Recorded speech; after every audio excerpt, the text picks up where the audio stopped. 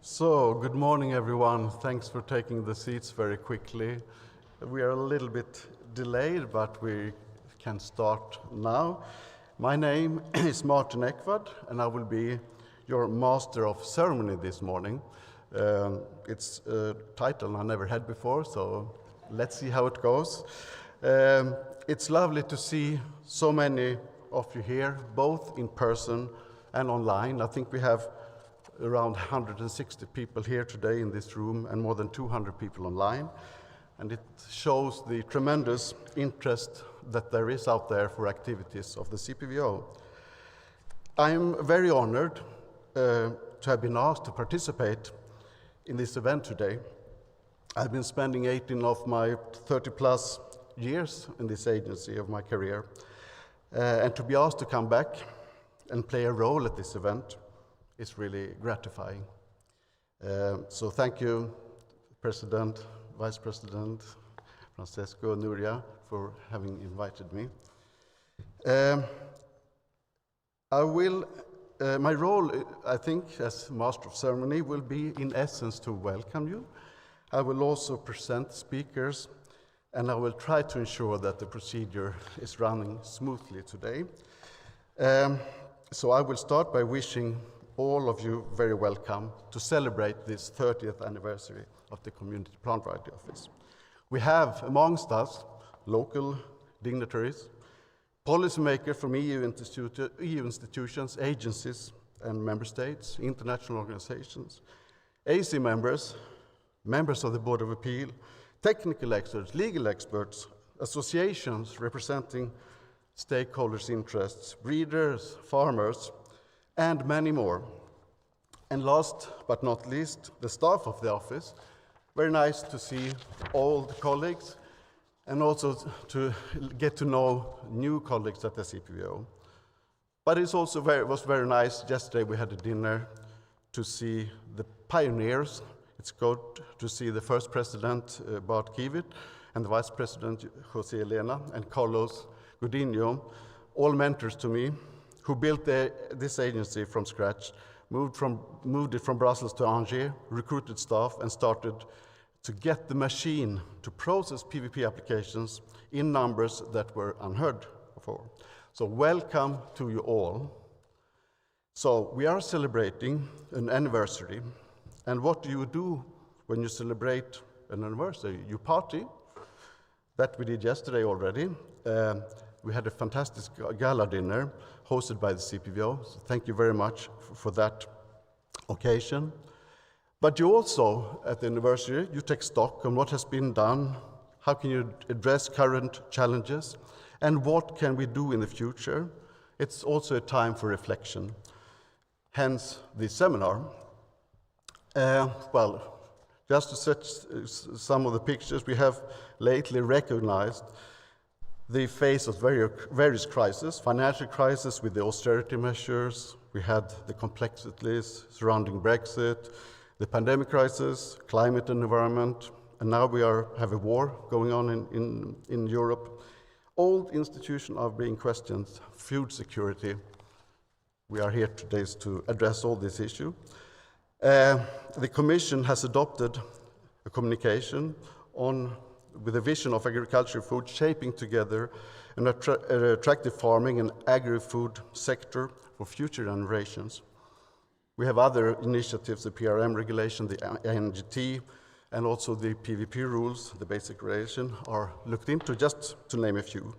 And in this room, we have representatives from policymakers who need to address these matters from the Commission, the Parliament, EU IPO, and the French authorities. There are also representatives from the sectors, breeders association and producers, growers associations, trying to influence, and often quite successful, the before-mentioned category. And then we have breeders who have to operate under the policy decisions and the compromises sometimes agreed upon. And today, as we are in a celebratory mood, the breeders will focus on success stories. We will finalize these panels with the visionaries looking forward. We have the Ministry of Agriculture in France who will make an intervention online. We have my boss, Yolanda from UPOV, who will also make an intervention. And there is another intervention that will be made by the end. So, without further ado, I think we can go on to the program. And I will invite the keynote speech. I have the pleasure to introduce the CPVO president, Mr. Francesca Martina, to give the keynote speech.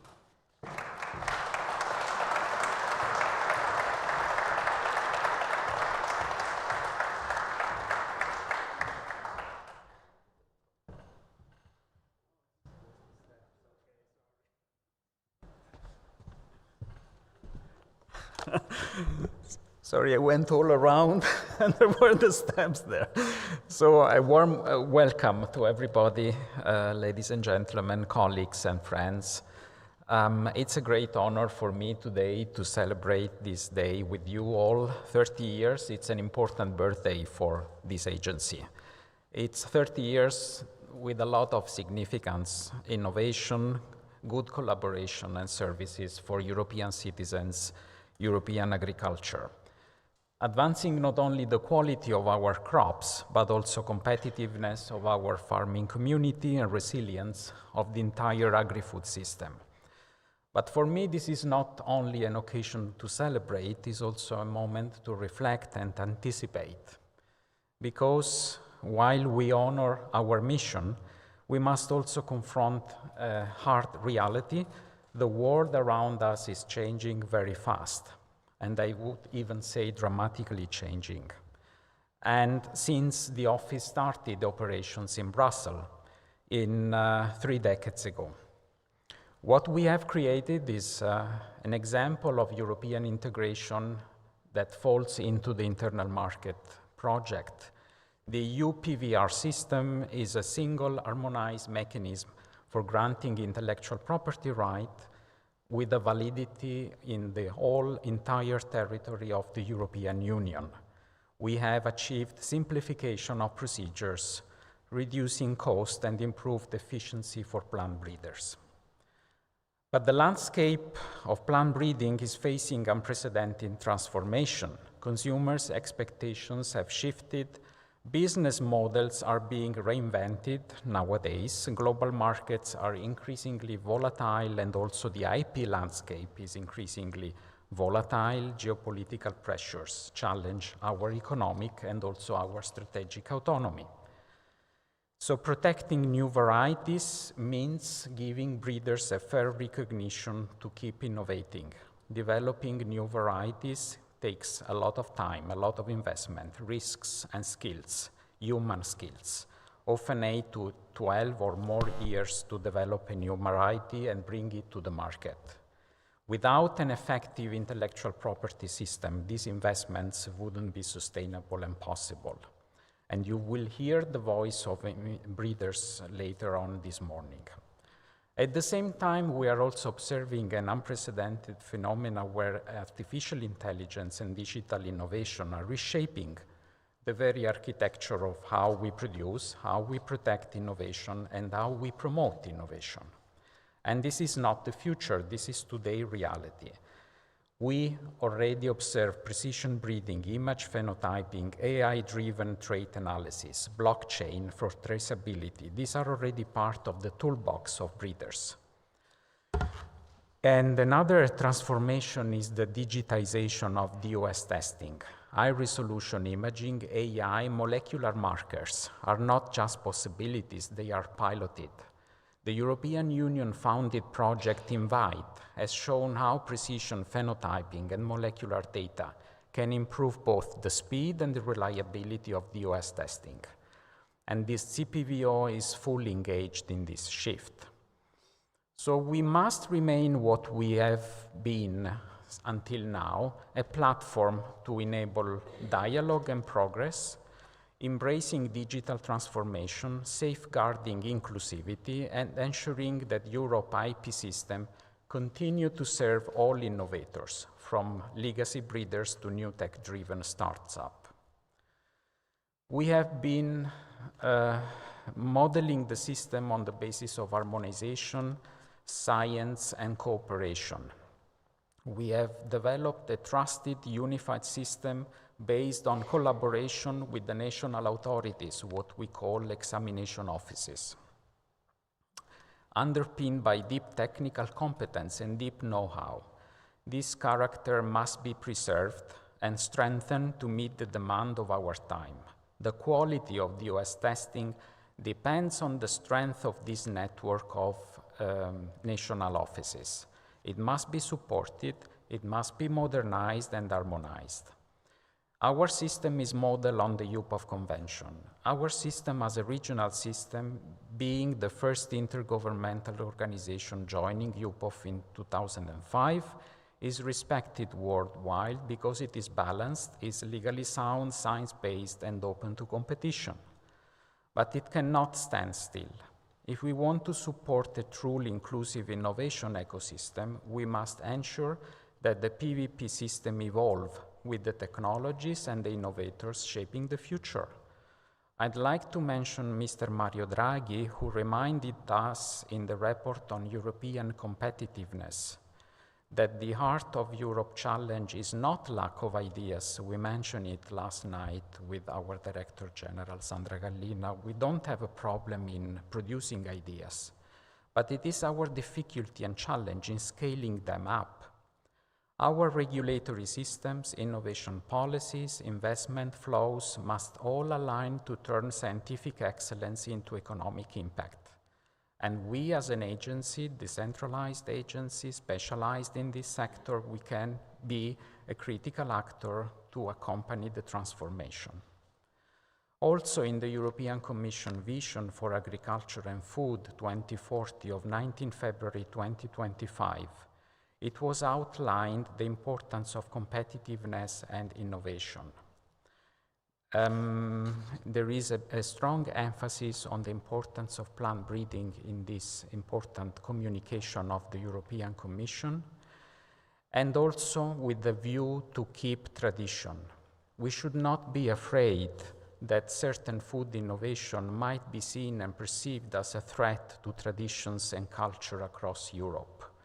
To keep tradition alive in Europe, in our territories, in our countries, we need innovation, such as in the case of geographical indications.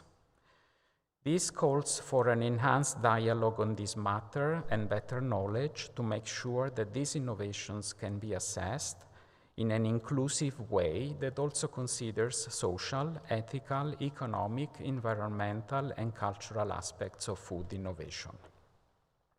Plant breeding innovations, including the use of biotechnological tools such as NGTs, are key to accelerating the development of climate change resilient, resource-saving, nutritious, and high-yielding varieties, and thereby contribute to European Union food security and food sovereignty. We need places and spaces for debate where problems can be openly discussed, as was recalled by Pope Francesco in his encyclical letter on the care for our common home. And allow me to remember this in this occasion. We can represent one of these forums to debate and to meet, as we are doing today, evolving from a catalyst for technological harmonization to a catalyst for ideas, supporting European policies on innovation in agriculture. Also, recently, in the address of the president of the prestigious Accademia dei Georgofili in Italy, inaugurating the 272 academic year in Florence, the president of the Accademia said, "We must disseminate new scientific knowledge, encourage knowledge transfer and technological transfer into production processes, and engage in discussions about new organizational models. Yet scientific knowledge and technological innovation are advancing at a much faster pace than they are being absorbed. not just by the general public, but even by those working within the sector.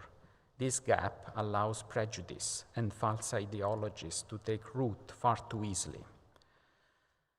I will conclude by saying that we must integrate AI and data-driven tools into breeding and IP management, also as an office administering IP rights. Digital platforms for application, examination, and knowledge sharing.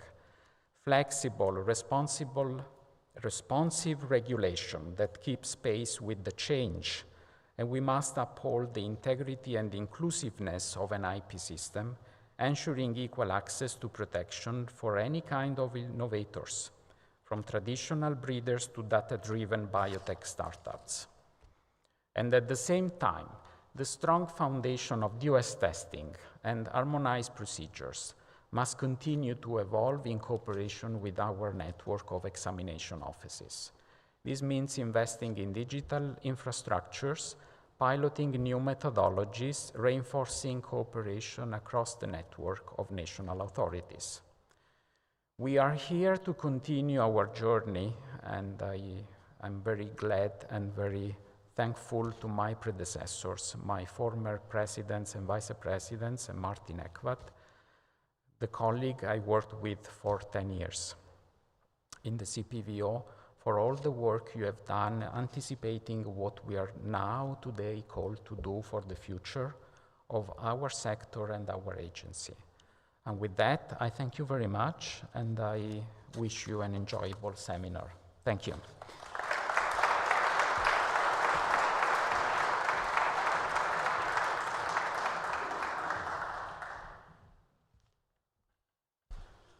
Thank you very much, Francesco, for this insightful keynote addressing what is at stake and setting the scene.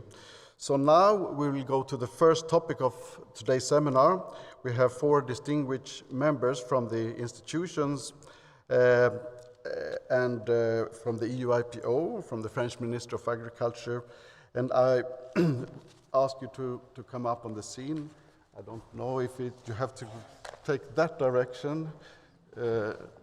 It's a shortcut, I have learned this morning. We will, please come up, all the 4 of you at the same time, please.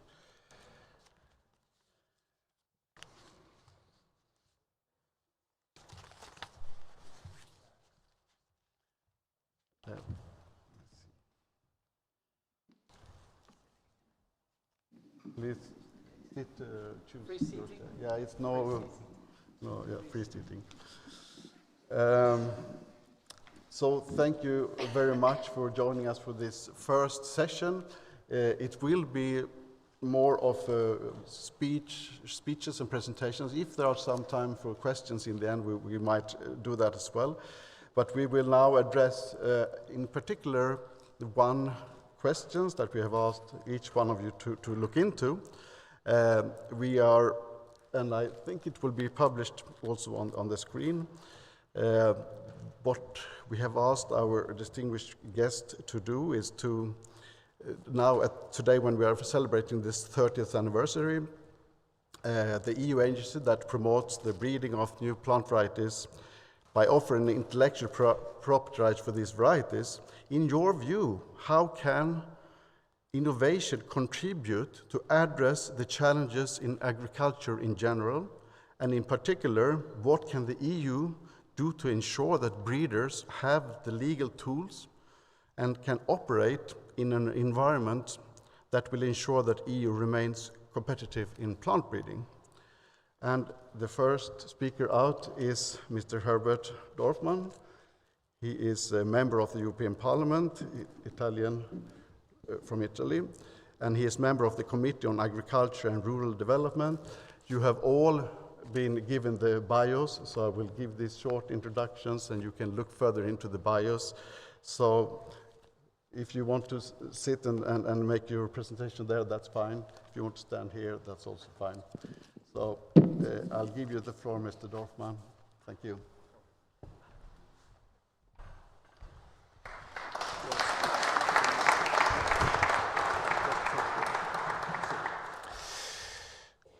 Good morning.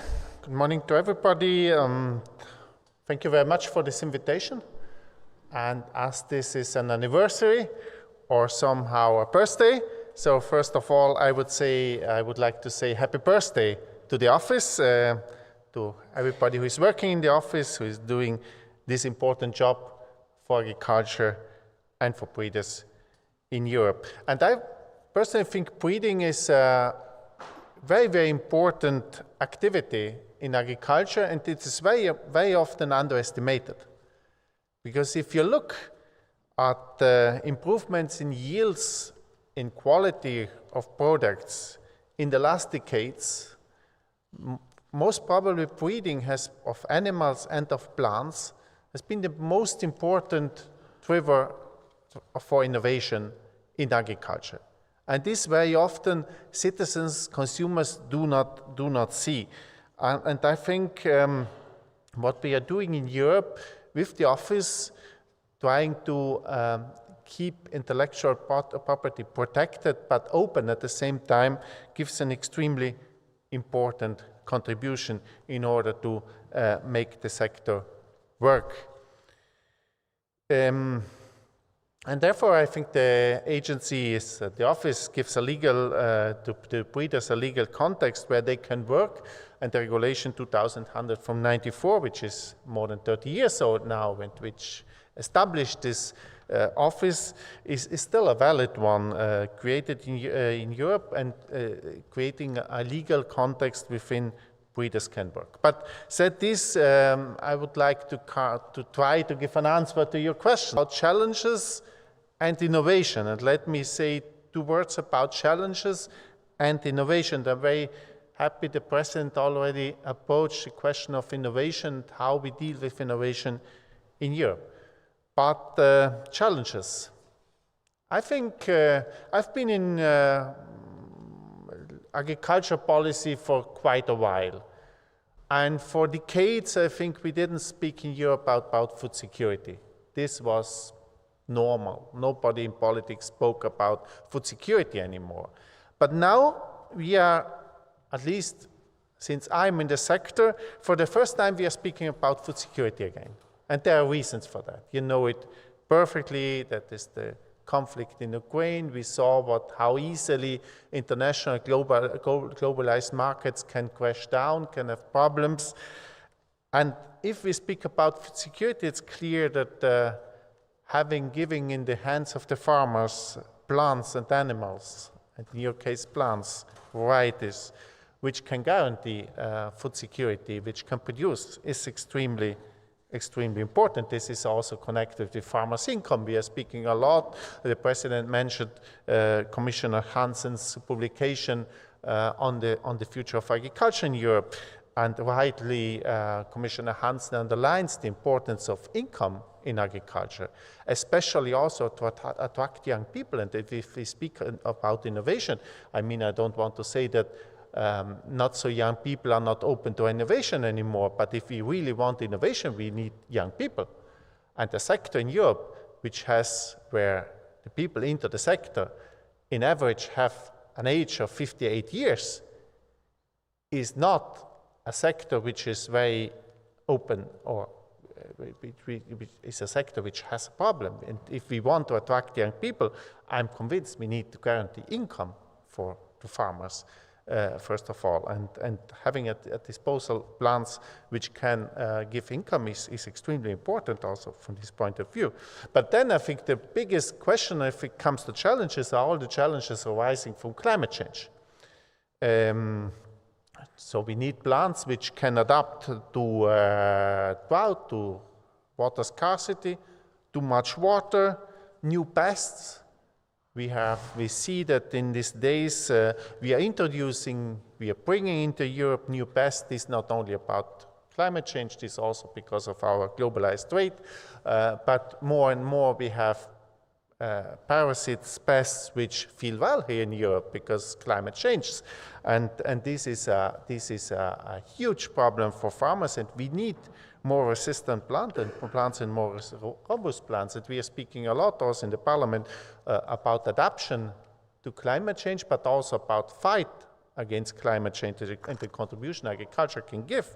And in this context, there are new practices like minimal tillage, like precision farming. And again, we need plants which are adapted, which can be used in this context.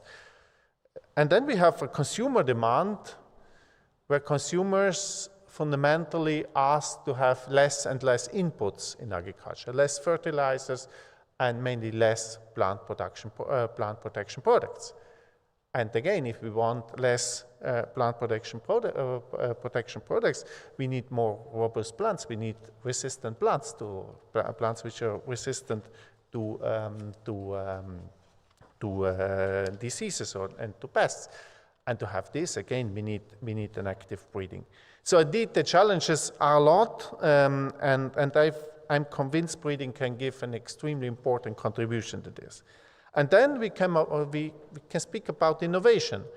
And I very much share what the President said. Strangely enough, consumers, citizens, if it comes to agriculture and to food, very often are very critical towards innovation. They believe that the older one is the better one. And I'm always surprised about this because citizens, if it comes to cars, to phones, to clothes, they are very open to innovation. Nobody wants the last, or everybody wants the last model of the phone and not the previous one, and the last model of the car, not the previous one. But if it comes to varieties and to innovation in agriculture, citizens think that the older the variety is, the better it is. And I think we need to approach, and you, Mr. President, you said this very clearly, we need to speak with the citizens. We need to explain to citizens that innovation is an important tool also in agriculture. And then it's clear that we have a big tradition in Europe also on varieties, and we need to protect this tradition. Nobody doubts about this, but it needs to be clear that food security in Europe can be guaranteed only with innovation also in agriculture. So that is a bit the context. So to give an answer, a short answer to your question, what can be, or in my case, what can we do as lawmaker in this context? I would say in the European Parliament we are working on 2 or 3 files which are important in this context. I'm myself a rapporteur on the files on plant reproduction materials and forest reproduction materials. You probably know the Parliament voted exactly 1 year ago on the file in April 2024 in the previous Parliament. Unfortunately, the Council is a bit slow. There is no Council position for now, and as I hear, we will have quite soon a proposal or a position of the Council, the Member States on the forest reproduction material, but it seems that it will take a bit longer for the plant reproduction material. Anyway, the Parliament is ready to go into, and myself, I'm ready to go into the trialogue and to close this file, which I think is an important one to create, again, a legal context for our breeders in Europe. And there is clearly there are some political important debates. The most important one, and this was also the reason why the first attempt to do this more than 10 years ago failed, is the debate about biodiversity, how to protect or not protect old varieties, how to exempt who is producing plant reproduction material from old varieties from the obligations of your office or of the European of the CPVO. I personally think that, and this is also a bit the context of the Parliament's position, these old varieties give an important contribution to biodiversity. if people are willing to do this work, let them do this without a big, let's say, bureaucratic burdens, but it cannot become a loophole to sell on a bigger amount plant reproduction materials in Europe without control. So keep it where it needs to be. So, and I think I'm sure we will find a reasonable approach on this, which on one side protects the work you are doing and does not create loopholes on the market, and on the other side gives to people who are willing to engage on these old varieties and are doing this work in favor of biodiversity, the environment which they need. Maybe the more important one, then I'm going to close, is the second one, new genomic techniques. Also here the Parliament voted 1 year ago, and I think the Parliament was quite courageous because we voted in the middle of the election campaign. And I can assure you a debate on new genomic techniques in Europe is not exactly the topic for an election campaign. But the Parliament did it. We were quite fast in the Parliament. We found a position. Maybe it's not perfect. I'm not convinced with everything we voted in this proposal, but the Parliament's position is there. Now, fortunately, the Polish presidency, as you know, in the Council, they engaged with this, and there is a proposal, or there is a Council position now, and we will start the trialogue in few days. And I really hope that we come to very soon to result, because I'm convinced that we cannot or we should not lose this train. This train departed all over the world. You know better than me, breeders are engaged all over the world on this topic, and we need to give legal certainty to breeders in Europe on this. I personally think there are only two big topics. Politically, only two big topics. If I see the Parliament's position and the Council position, I only see two important topics. One is traceability labeling, and I can say it because it was not my position, and it's still not my position. Unfortunately, the Parliament voted in favor of full labeling of full traceability, so labeling till the final product. I think we should not do this. If we oblige in Europe to do this, we kill NGTs in Europe before they start. And I really hope that we are going to find a solution, a reasonable solution on this. And I need to say the proposal of the Commission in this case was a good one. And the Parliament was not at all happy with all the proposals of the Commission of the last legislative term, but on this, I think the Commission did a good proposal also on labeling. The labeling on the plant reproduction material makes sense, but not on the final product. And the second topic is connected with the work you're doing here. Is the question of, should these plants be protected, or intellectual property protected by this office or by the patent office? So it's the question of patentability.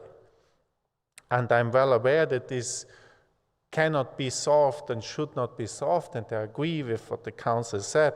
It is not easy to solve it within the legislation on NGT, because we have a legislation on patentability of plants in Europe.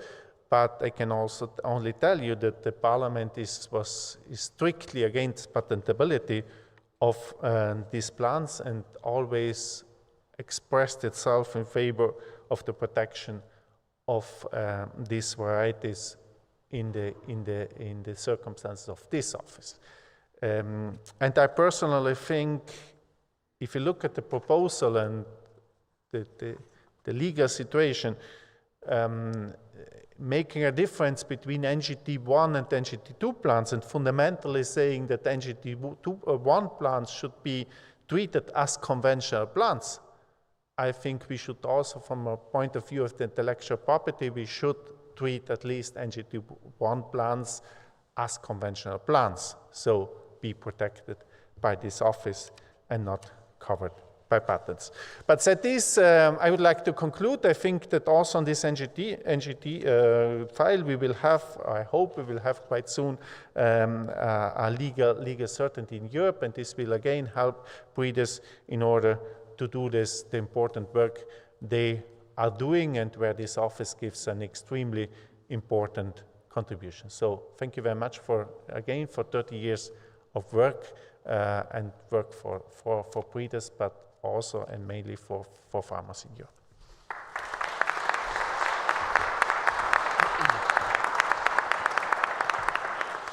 Thank you very much, Mr. Dorfman. It's always good to hear a politician and parliamentary discuss things that you know very well. You are an agriculture, coming from the agriculture sector. We can immediately understand that you know these subjects very well. It's very good that we hear that the institutions are working together on these dossiers.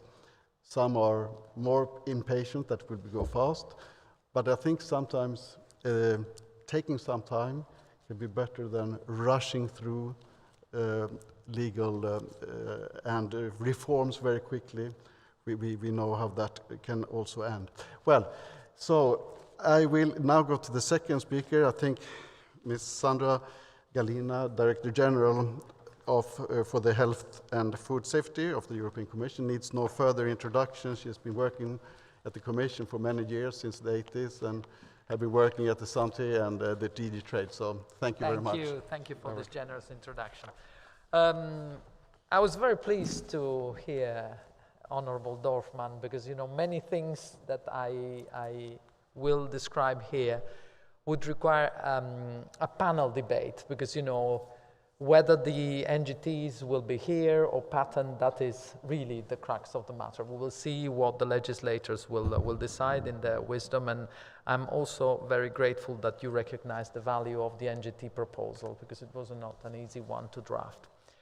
Now, first of all, I would like to thank Francesco, his team, for the splendid dinner yesterday night. I must say that yesterday night it was a memorable moment for all of us. We enjoyed it to the full. I really think these are memories that all of us will cherish also long in their lives, in our lives. So thank you really from my heart for all the work also that went into this event yesterday night. I also would like to thank you for somehow gathering also online what I think it's the real strength of Europe, which is basically, for this domain, the people that know what we're talking about. And let me say to you, you need to promise me that you will go out and explain well what you do and the importance of what you do, because as Honorable Dorfman was saying, not many recognize that breeding and creating a salad that resists even transport in a lorry is something which is not a given. So there is many things that today you take for granted in the shelves of supermarkets. I go for an easy thing because we can have l'épicerie, but I think that many of us know what I mean. Nourishing people easily, like we do in Europe, is something that was never happening before in history. Now, unfortunately, the war in Ukraine, other small turbulences that we're having across the pond are not making security of supply so easy, even in food. But the story of agriculture in Europe is a story of success, and we will continue to fight to defend the European way of doing agriculture, which needs, however, to be also a place where innovation is welcome, because there is this schizophrenia that I see every day in my files about the way we go with innovation. So I think that you all imagined that the question was very general and by design, because, we have here a panel. We were discussing with Maud very recently her way of empowering farmers to go towards alternatives in pesticides. That's also another domain where I have a big challenge. That proposal was not very successful, if I may say so, pesticides. On the other hand, let me say to you, the pesticides issue is a societal issue that is driving the society into areas of discussion where there is very little science. There's very little science. Remember what I said yesterday night. We need to go by science. We need to go by science. So with Maud, she has a fantastic initiative called Prasada, and I remember she explained it, and I said, this should be imitated in many other member states. Basically, she's trying to discuss a bit of an implementation chronogram. I'm simplifying because it's not about time. It's really about the farmers understanding how they can go towards alternatives. And I think it's very important because, let me be very clear to you, it's not easy to have farmers going out from the pesticides they use, that they know how well they protect their crops, because the big distribution, again, wants to have perfect crops. 80% of our apples end up in juice because they have small dents in the skin. So let me be very frank to you. We cannot have this constant schizophrenia that we hate things that, in fact, are happening, because otherwise, you can't make a living as a farmer. This is a small introduction to make you feel that we in DG Sante, we are very conscious of the fact that we are managing societal issues many a time, that we need a lot of political support from the Council, the Member States, from, I would say, the Parliament, but we need also the feedback of our agencies, of our offices. This is an office that deals with a very specific part of, I would say, protection of rights. Let me call it the way it should be called, in my view. We have other agencies where the feedback about what we do is extremely important. So thank you again, and happy birthday, because 30 years is a long time. In 30 years, many things have happened, and here I go with the same challenges that have been more or less quoted already. We have climate change, definitely something that we need to tackle. We have population growth. I'm sorry to say, here in Europe we may be decreasing, but the rest of the world is increasing. Not necessarily China anymore, but India is already over China, and Africa is bound to have a population explosion, because little by little people will go towards what I call a mortgage. People will sort of stabilize in big conurbations. It will be, Africa will be the future, and I know when I was in my previous capacity, I would say as Deputy Director General of Trade, that we were looking at that market. That market is going to be huge.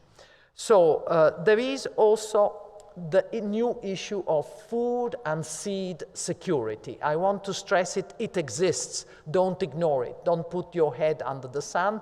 The security of food, and I'm not talking about my domain, safety, it's the security of food which is dealt with by DG Agri, is not to be taken as a granted. I could also mention biodiversity loss, which is also an element which needs to get into the mixture, because the wisdom of nature is to create biodiversity, is to have many, I would say, varieties, because you never know which one is going to be successful.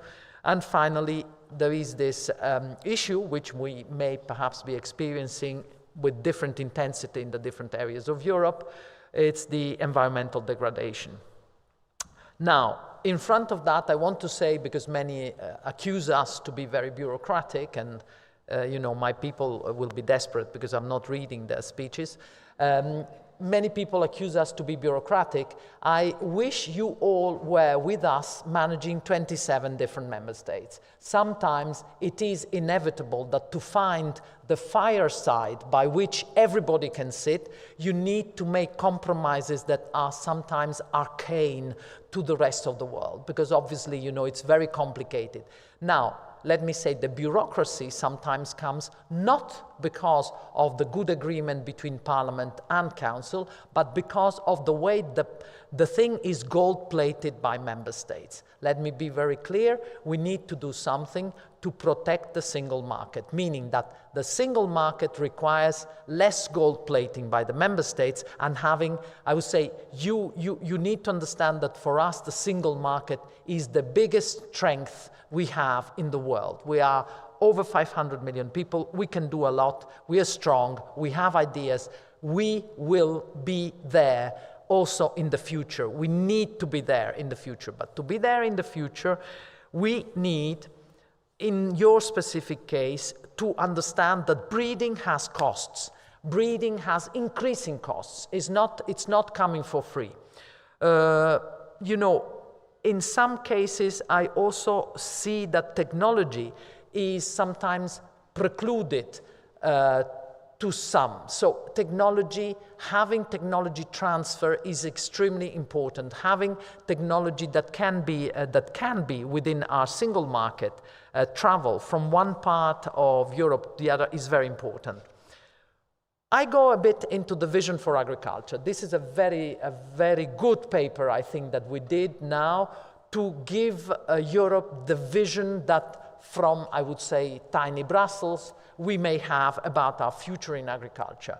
I was discussing with some of you yesterday night. You were very happy to see what you described as hooks for what we do, meaning we as DG Sante, we contributed elements that can give you the idea that innovation and breeders' rights is important, are still an important factor. It's a small part of the vision, but it's still there. I'm very proud of that.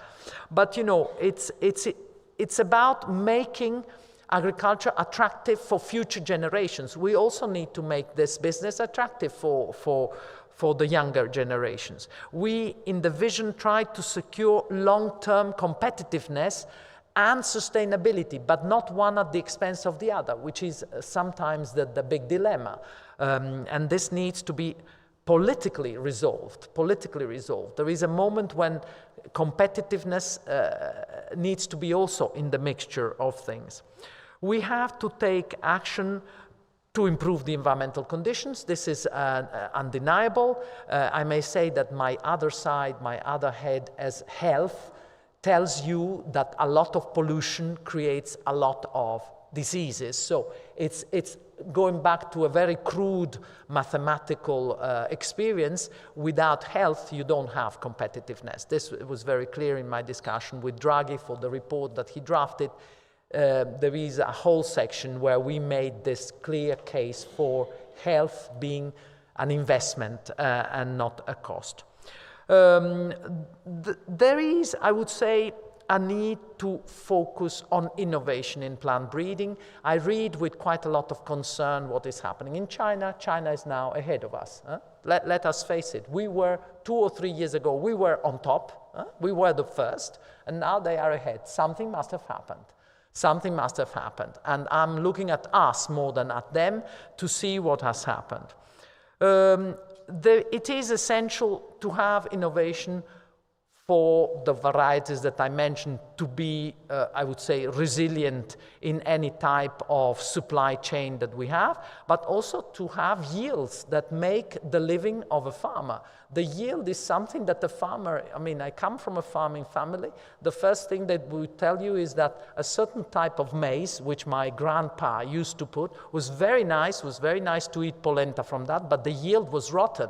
You would get very little yield. So may I say to you, yields are important for farmers. The climate resilience, I would say that there is a long list of elements that my colleagues have put here, but I would like to say that we need to aim at food sovereignty.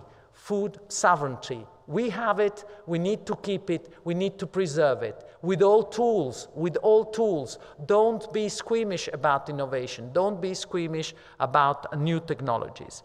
And here I would say that President Mattina this morning, he was actually making a good point on all the techniques that are in this toolbox, you know. He listed a long set of things. And I would like to say that these new technologies, biomolecular techniques, digitalization, artificial intelligence, yes, are there, but how far are they promoted? I see, in Italian we would say a macchia di leopardo. We do not have a Europe that is uniform on this. Let me say to you, 27 member states have very different situations in terms of absorbing the new technologies. I'm happy to be here in France. France is extremely advanced. I don't need to say to you that the commitment of the government in the agricultural part of things has always been a major concern. So they are benefiting from a culture that looks at the farmer also in this innovative part, because of the societal challenges that also France has. Italy too, very much engaged. Spain, very much engaged. But I may say that my auditors in Grange, we go around, we check the situation in the different member states, and I may say to you, some member states, you know, you go there and you say, but I mean, this is the type of farming that we had 50 years ago. And when the rest of the world looks at us as the powerhouse of agriculture and technology and this and that, I say, well, it's not necessarily so diffuse. We are bad at scaling up. We are very bad at scaling up. I'm sorry to tell you the truth. We are good. The problem is that there is a mixture of private and public actions. So you have to accelerate the commercialization of bio-based and circular solutions. Fantastic.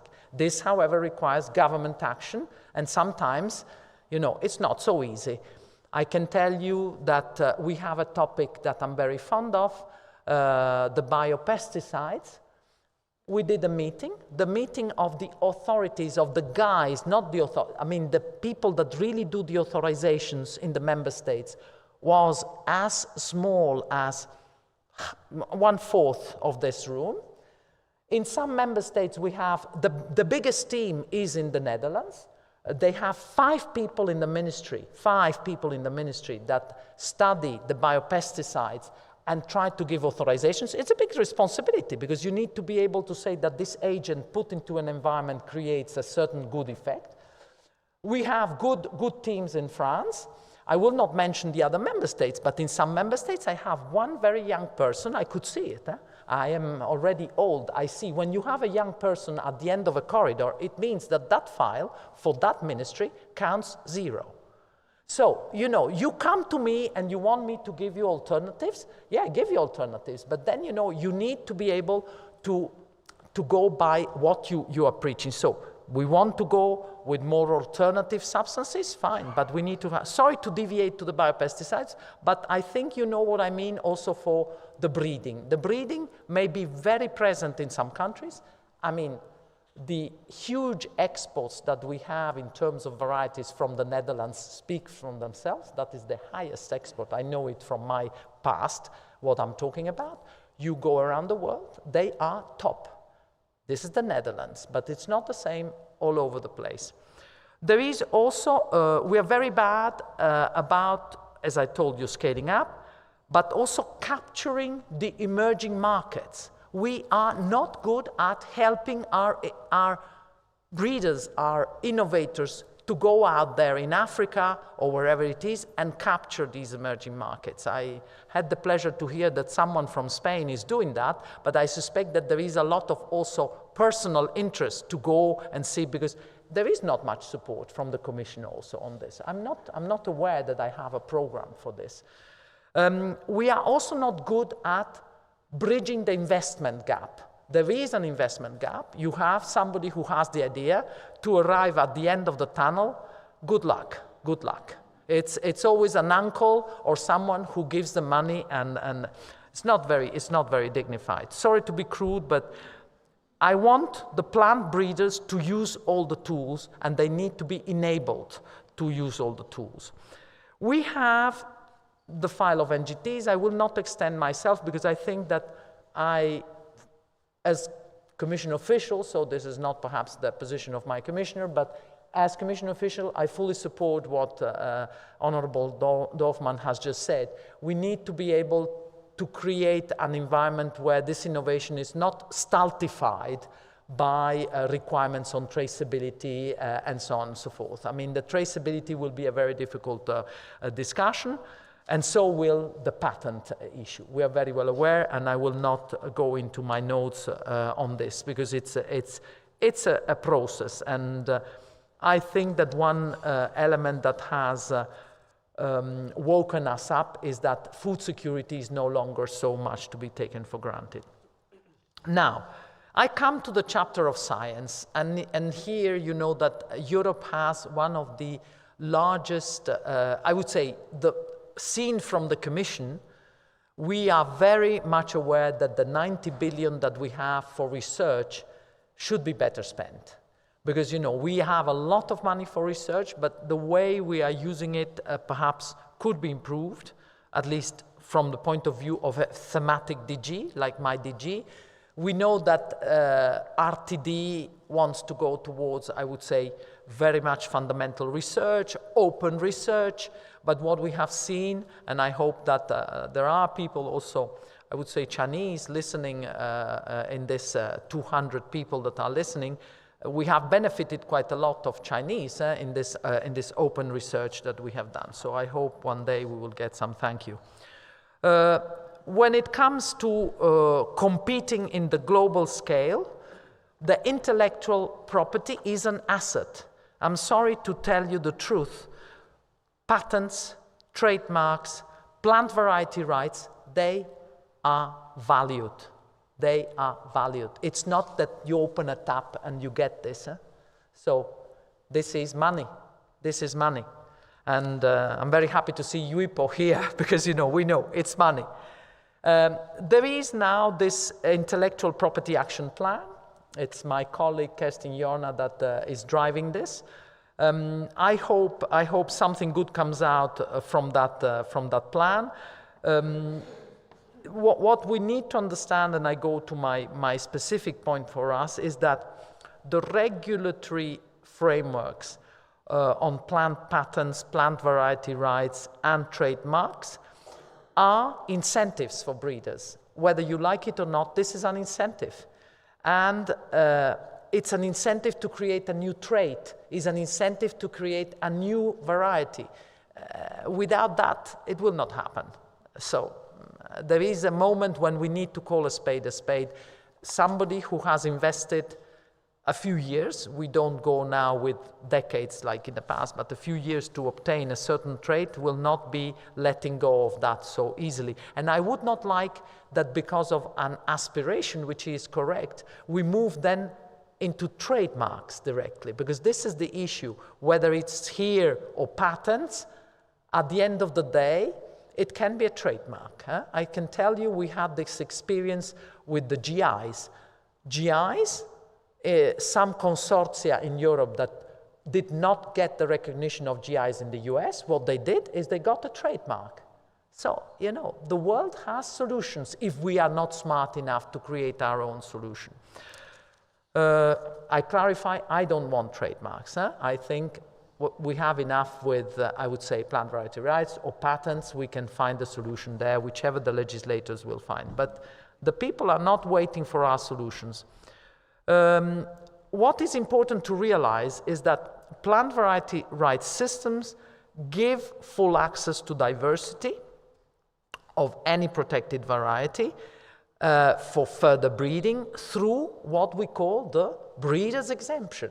This is a fantastic tool. The breeder's exemption is genius, is simply genius. So, I mean, we need to understand that these systems were not conceived so stupidly. They have all the checks and balances, so we can use these systems. This is an important driver for innovation, the breeder's exemption. The rights and the licensing systems should balance the intellectual property protection that true inventions deserve with, obviously, the possible broadest, because here is the challenge, access under fair, reasonable, whatever adjectives you want to put there, and non-discriminatory conditions. So we have this challenge, but we're smart enough. I think we will be able to cope with it. Now, here we may differ. Some think that this is done for the benefit of the breeder. No, I would say that all these systems are done for societal benefits, because we need new varieties, we need new products. So it's not for the benefit of the individual, but it's for the benefit of the society, I think. And we need to respect the rights of the farmers in that. That is the crucial challenge. Now, I want to tell you also that we have started the evaluation of the basic legislation for the community plant variety office also, so it's an evaluation of the office and of the legislation. This is very important. We will see what it brings, and after that we will decide whether, I would say, actions are needed. For now, I'm simply telling you that there is this evaluation that is going on. So, to close, I would like to say that for us, innovation will be key, because the challenges are big. We have also to understand that there is this societal tension between what Honorable Dorfman rightly described, like, you know, an aspiration to look at the past as the only place of wisdom, but also the necessity to have innovation to really cope with the new challenges. This is something that is very political, needs to be solved politically. It's not for the Commission or for a Commission official to deal with. It's a big debate that needs to be had in Parliament. And I want to say that there are big expectations for breeding. There are big expectations for breeding. And I'm sure that plant breeding can deliver a lot that can solve the lives also of many of us sitting around this table. Now, for me, the most important thing is that we remain with our food sovereignty, that we stay with a secure supply of food, that we have a good environment, that we look after the health of citizens by not exposing them to, I would say, undue hazards. On the other hand, believe me, innovation is costly. Innovation needs to be rewarded. And this is where, you know, societally we need to decide what we want to do with intellectual property in all its shapes and forms. Otherwise, the operators will find solutions that will not be very amenable to the European system. The European system is one where we have plant varieties protected here, patents, and, you know, less of a trademark, if you want my view. Thank you. Thank you.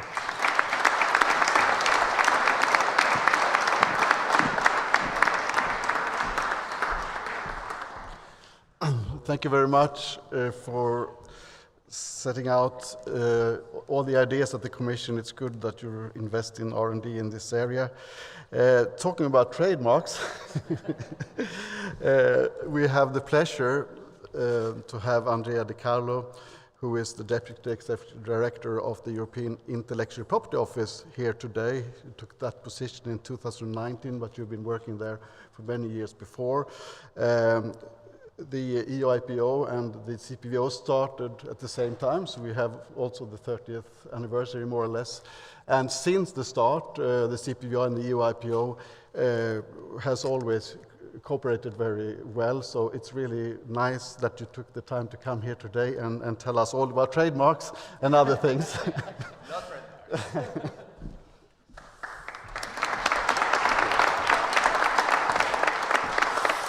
Well, thank you, Martin, for your introduction.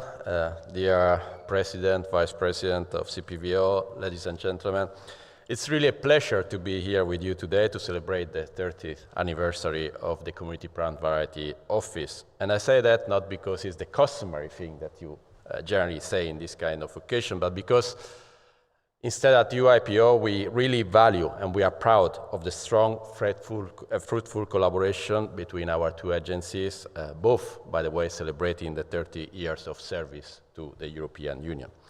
We are honored to have CPVO with us. We were honored to have CPVO with us last year when we celebrated our anniversary. And we are equally pleased to be here today to mark this important milestone in your journey. And I would like to congratulate, of course, Francesco, Nuria, but all the staff and colleagues of CPVO. I bring, of course, the EU-IPO warmest wishes for your happy birthday and sincere congratulations for all the achievements that you have had. Over the past 3 decades, CPVO has indeed built a robust and respected EU plant variety rights system, one that plays a vital role, as we have heard as well, in supporting economic growth and helping Europe to move forward on its environmental and sustainability goals. Our agency may have, of course, very different, in somehow different areas of focus. At EU-IPO, we look at trademarks, designs, and as from December this year, we will as well manage the new system of geographical indication for craft and industrial products. And CPVO, of course, look after plant variety rights. But we believe that we are united by a shared mission, that is that to ensure that intellectual property rights act as a powerful enabler for innovation, growth, and competitiveness across Europe, and as well help EU companies and EU farmers and breeders to in the global economy. Well, in recent years, the UIPO, Martin was saying that we started since the beginning to collaborate. So, and in the recent years, I think the UIPO and CPVO have deepened even further their collaboration. From, of course, some administrative support and research to enforcement, awareness raising. Director General said how important it is as well that we go out, we explain, we speak with the companies, and we do it together as well. So we are working hand in hand to ensure that our respective IP systems are efficient, are accessible, and are fit for purpose. This collaboration is not only a matter of administrative alignment, but we consider this collaboration really as a strategic partnership that is grounded in the belief that public IP institutions, as we are, must evolve to meet the new challenges facing Europe's innovators, and particularly in sectors where agriculture, sustainability, and advanced technologies converge. But why so this collaboration matter, especially in a session like that, that is dedicated to innovation in agriculture? Well, because today, more than ever, and the Director General was saying that, innovation requires protection. And whether a business is developing a drought-resistant crops, designing sustainable packaging, or launching a new digital brand, the risk, the investment that is involved must be safeguarded. And intellectual property is the legal and, I would say as well, economic framework that makes such investment actually possible. In the case of plant varieties, of course, you are much more expert than me, but it can take years and many thousands of euros to develop new market-ready varieties. And without a reliable system to secure exclusive rights for breeders, that investment would be often untenable. So together, CPVO and UIPO are reinforcing this framework of intellectual property. We are improving legal certainty, we are simplifying procedures, ensuring that IP rights work across the internal market. But perhaps even more importantly, I would say, we are increasingly focusing on helping the right holders to use their IP rights, not only to protect their innovation, but to transform that innovation into a commercial success. Our joint studies at UIPO provide compelling evidence of the value of IP rights, the value that IP rights bring to the European economy. Companies that don't own IP rights, can be patents, design, trademarks, generate higher revenues, pay higher wages, and are more resilient in times of crisis. And let me highlight just one figure. According to our research, intellectual property industries, or industries that are intensive users of intellectual property, contribute over 45% of the EU GDP and account for nearly 30% of all direct employment in the EU. And when it comes to plant varieties specifically, the economic impact as well is just as remarkable.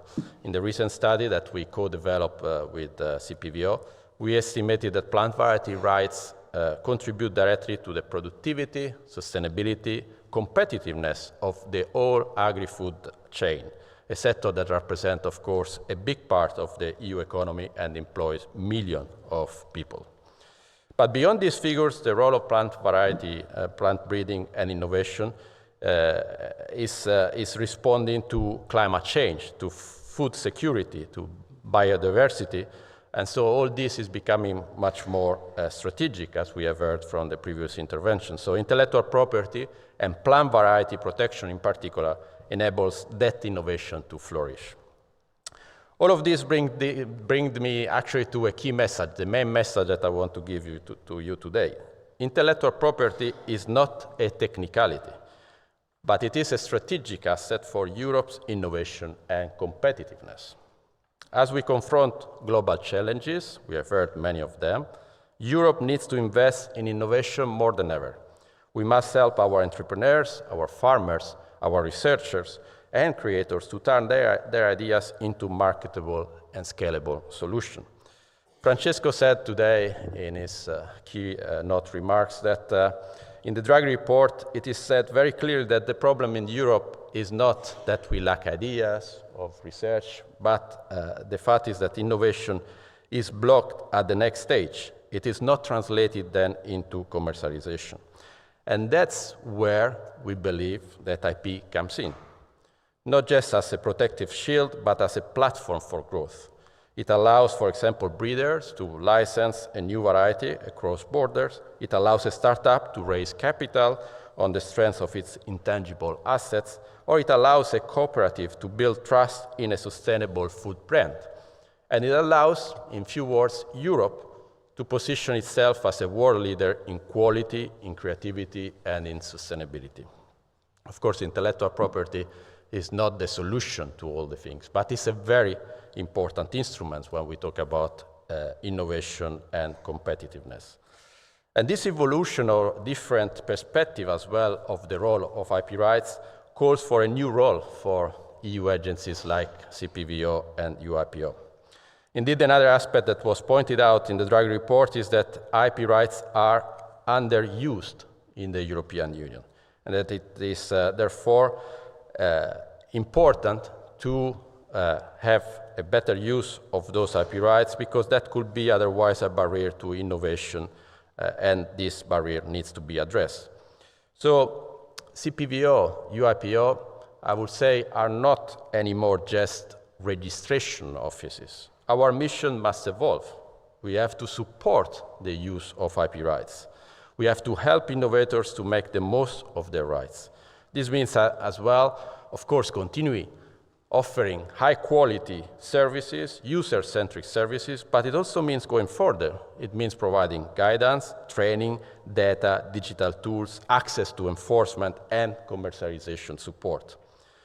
At UIPO, we are committed to do so through our new strategic plan, which encompasses initiatives such as a reinforced fund to support SME to protect their IP rights, and in that fund, of course, we support as well, thanks to the collaboration with the CPVO, the protection of plant varieties.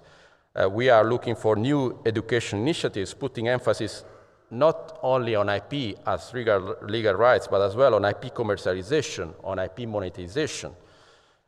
We are growing our collaboration with innovation actors like the European Innovation and SME Executive Agency, the European Innovation Council, the European Institute of Innovation and Technology, and I'm sure that CPVO can play a key role in supporting plant breeders and engaging with stakeholders across the food and agriculture ecosystem.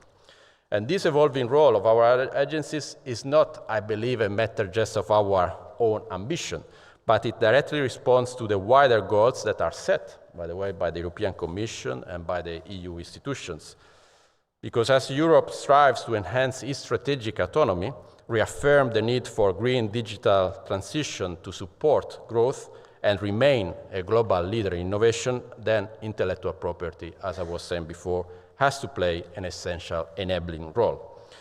Strengthening Europe's competitiveness, a clear and urgent objective of the EU, cannot be achieved without a strong and forward-looking IP framework.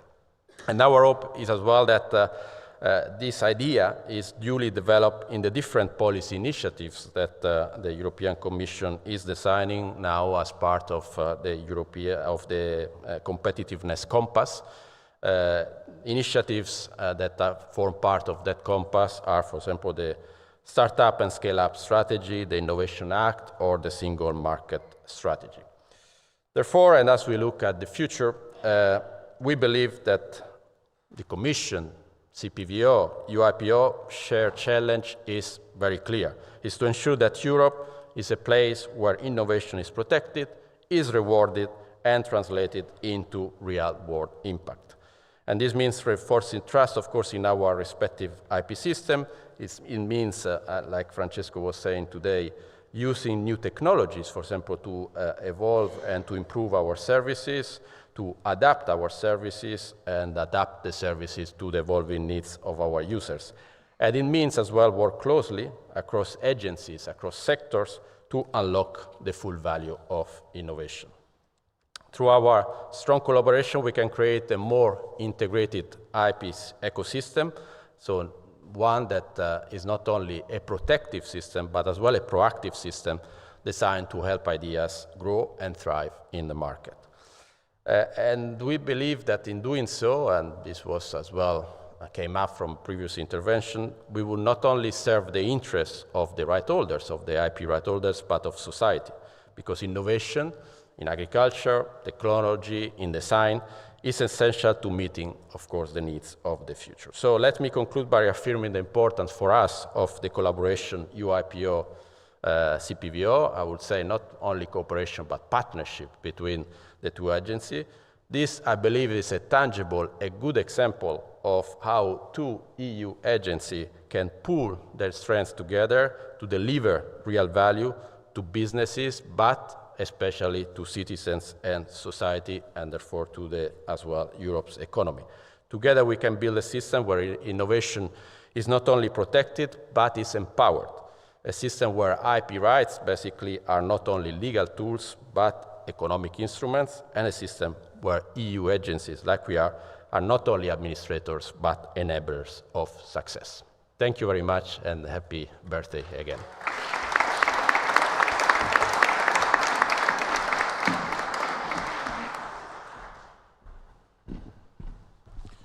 Thank you very much, Andrea, for that intervention. It's really the role of the IP offices. You have developed that, and you have, I think, a reputation in the world of how you develop the role, not just to protect, but also to come up with ideas on how to help the users in using the rights. I think that is something that we are all impressed by.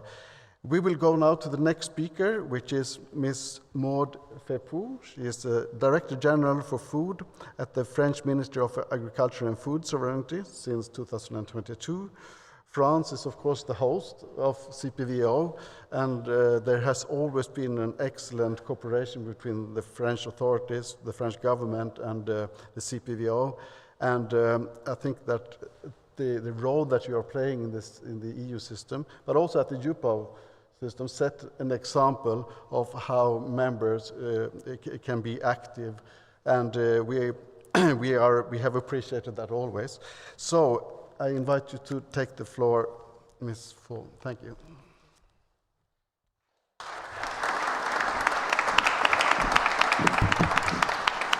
So good morning, all of you, and thank you for this presentation and for the invitation to speak before such an audience this morning. I'm very pleased to be here with you to celebrate your 30th birthday and to congratulate all of you for the good work which has been done. And I can testify that for France, we are very happy, very proud and honored to host CPVO. So as you know, and as it has been said this morning, agriculture is now facing major challenges, environmental challenges, climate change, agroecological transition, reduction of available plant protection products, but also demographic challenges within the agricultural profession and the generation renewal, economic challenges for the farmers' income, and societal challenges for European food sovereignty, geopolitical conflicts, and societal expectations.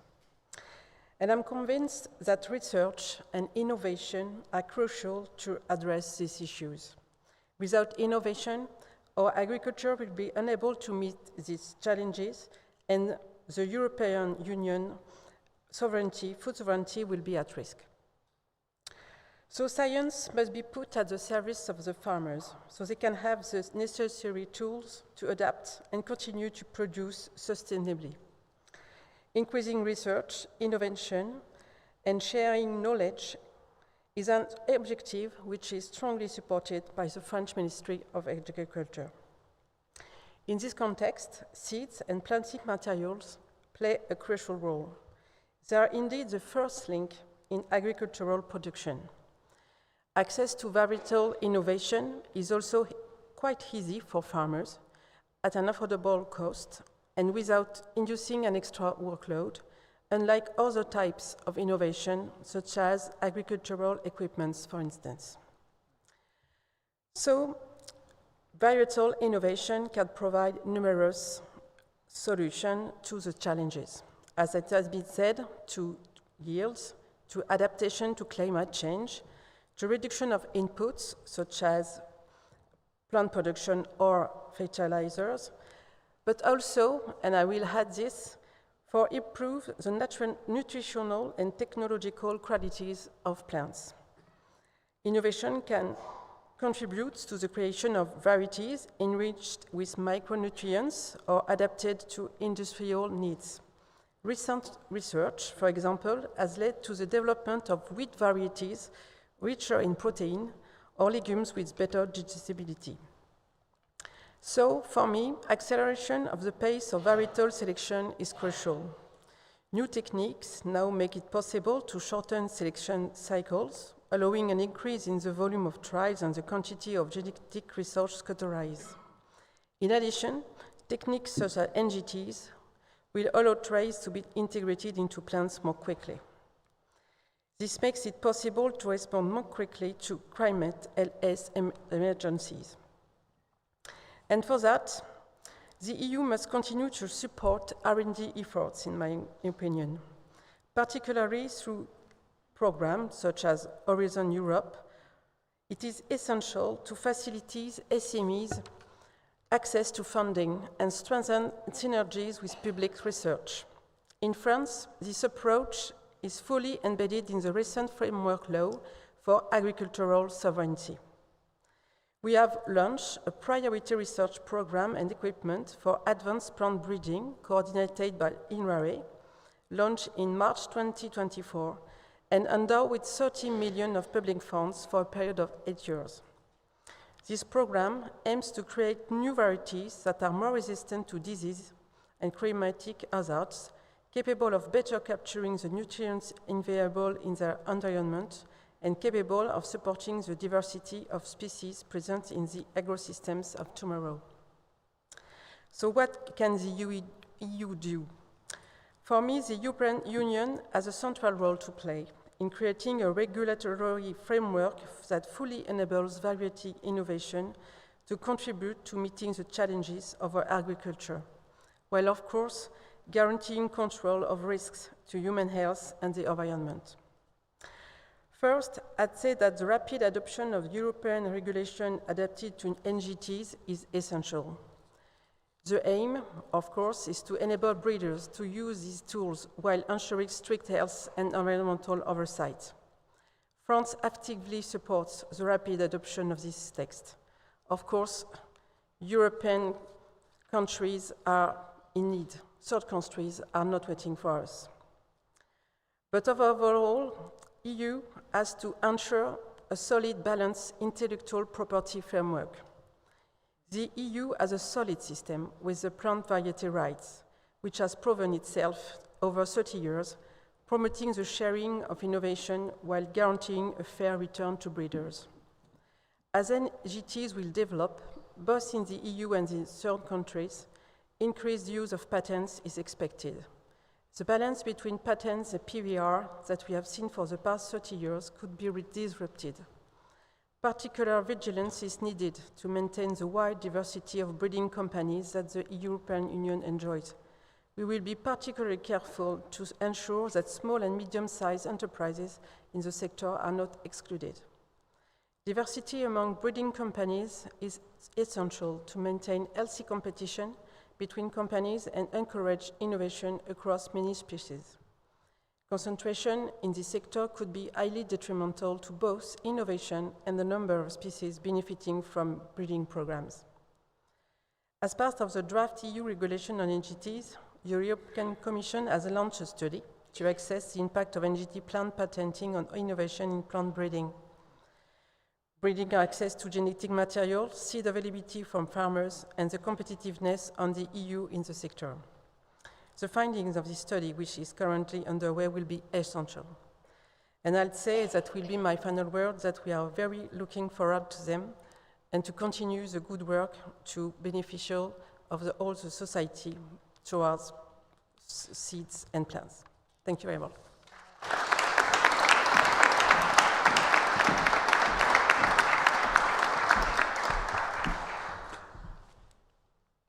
So thank you very much. Thank you very much for all the panelists. We are running a little bit late. We started a little bit late, but we cannot take questions on this panel. So thank you very much. Please give an applause to the panel, and we will continue with the next step.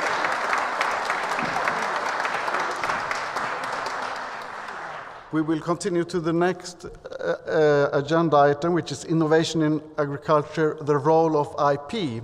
And here it will be a bit more interactive.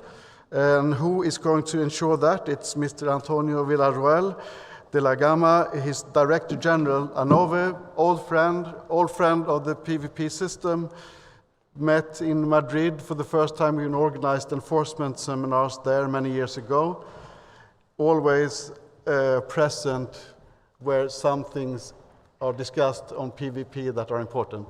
So I'll give the floor to you to manage the next session. I can also just invite the members of the panel to join us. It's Mr. Edgar Grieger, Carlos Essen, Tim Edwards, Michelle Klompenhover, and Ms. Fleur Thunzigen Westerhuis. Please go ahead.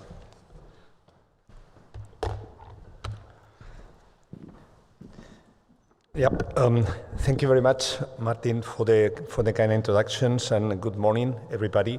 Well, first of all, I also would like to thank the CPVO for inviting me and giving me the opportunity to moderate this panel, but also to share with you this very special event celebrating your 30th birthday. As mentioned by the moderator, we are starting to been short of time. So the purpose of this panel was to provide an opportunity to discuss about the role of IP in encouraging innovation in agriculture. Very particularly for this, we have a group of very, very selected speakers, which are already mentioned by Martin, and starting, well, for the lady, with Fleur Thunzigen Westerhuis, who is a lawyer, has been working for many, many years for the plant breeding sector. Not only, but also for plant breeding sector, which is not so obvious out of this room and has been mentioned this morning. But she is also working in the AIPPI, where she is chairing the Plant Breeders' Rights Committee. And we have then Garlic von Essen, which is the Secretary General of Euroseeds, which is the association representing the seed industry and the plant breeders industry within Europe. You have, I'm not going to enter in the details of the biographies you have in the program. Okay, also my colleague Edgar Krieger, for also many years Secretary General of SHOPRA, the international association representing the breeders of asexually reproduced varieties, fruits and ornamentals. We have also Michael Klompenhauer, challenging name, at least for an Spaniard like me, who is managing director of Plantum. Plantum is one of the biggest national association in Europe, representing the entire, not only breeders also, because you are quite comprehensive association representing the entire, I would say, plant sector in the Netherlands. And then Tim Edwards, that's coming from UK. Thank you, Tim, for coming. And which is former president of AIPH, and he is the association representing horticultural growers, and he is also a grower himself. And so thank you to you all. And okay, you represent breeders' organizations, you represent at various levels, you represent horticultural growers, you lead plant breeders' rights committees in global IP association, and from your own perspective. Okay, and that's what I'd like to ask you some questions about the role of IP, especially because this has been also mentioned already, that IP is never obvious and is not very well understood in any field in general, but very especially, which is related to plants and plant varieties, and that's I could say that sometimes it's even perceived with suspicion, if not hostility, in some fields. So, and we heard this morning from previous speaker about the many challenges that we are facing, and in terms of food security, climate change, etc., the society. But in your view, and what is the role that you think that IP is playing or could play in creating the right framework to address those challenges, and especially to encourage the very significant investments that plant breeders must make to develop those solutions? Michael, for example. Yeah, thanks for the question. Thanks again, and also for being here, because I think that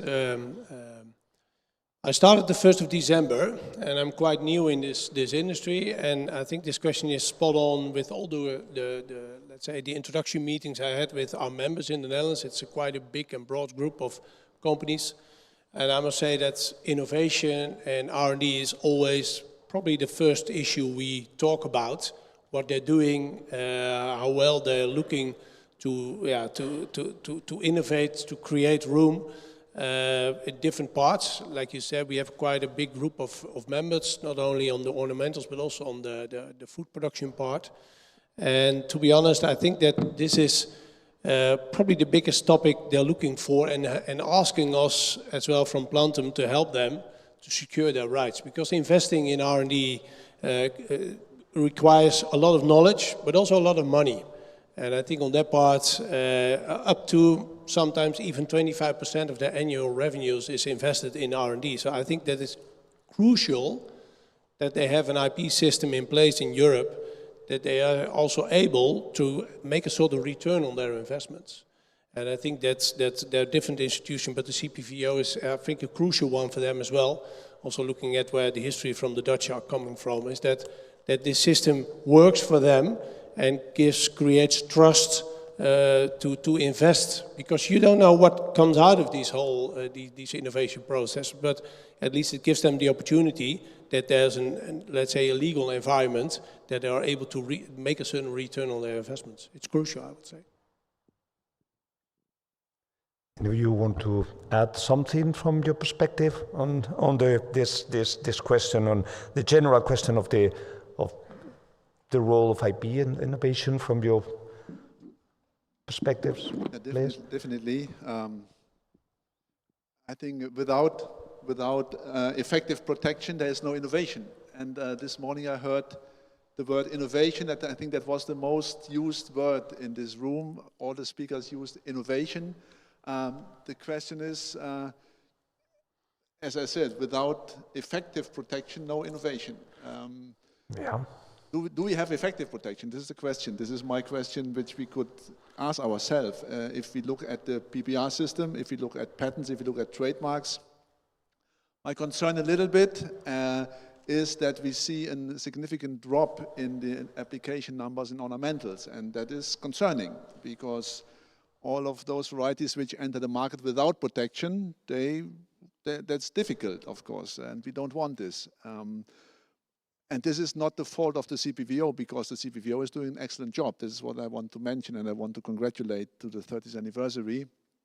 I saw that I've been here for the 20th anniversary, I've been here for the 10th anniversary, now I've been here for the 30th anniversary. I won't be here for the next 30th anniversary, that is what I can say. But yeah, do we have effective protection? And we really have to think about it. You know, Supora is somewhat critical to this, to the effectiveness of the system. I don't want to start with it right now, but give the others an opportunity to speak. But we have to think about if we really have effective protection for innovation.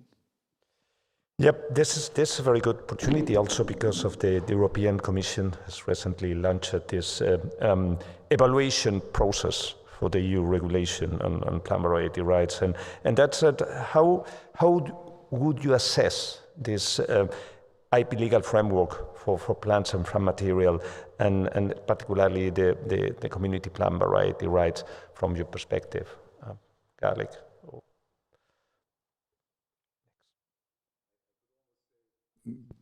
Been there, done that. A bit like Edgar, I've been here for the 10th, for the 20th, for the 30th, and I still have hope, maybe not for 40, but for 35.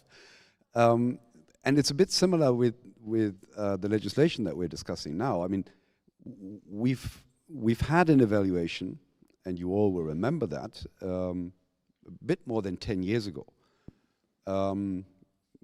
Like this time, a very elaborate process, detailed stakeholder consultation, detailed consultation of member states, all resulting in a relatively elaborate report with very clear-cut findings. And I think the findings were also supported, I think, by and large by the breeders' organization, saying it is a very good system. And it's a highly competent, service-oriented, client-focused organization with the CPVO administering this legislation.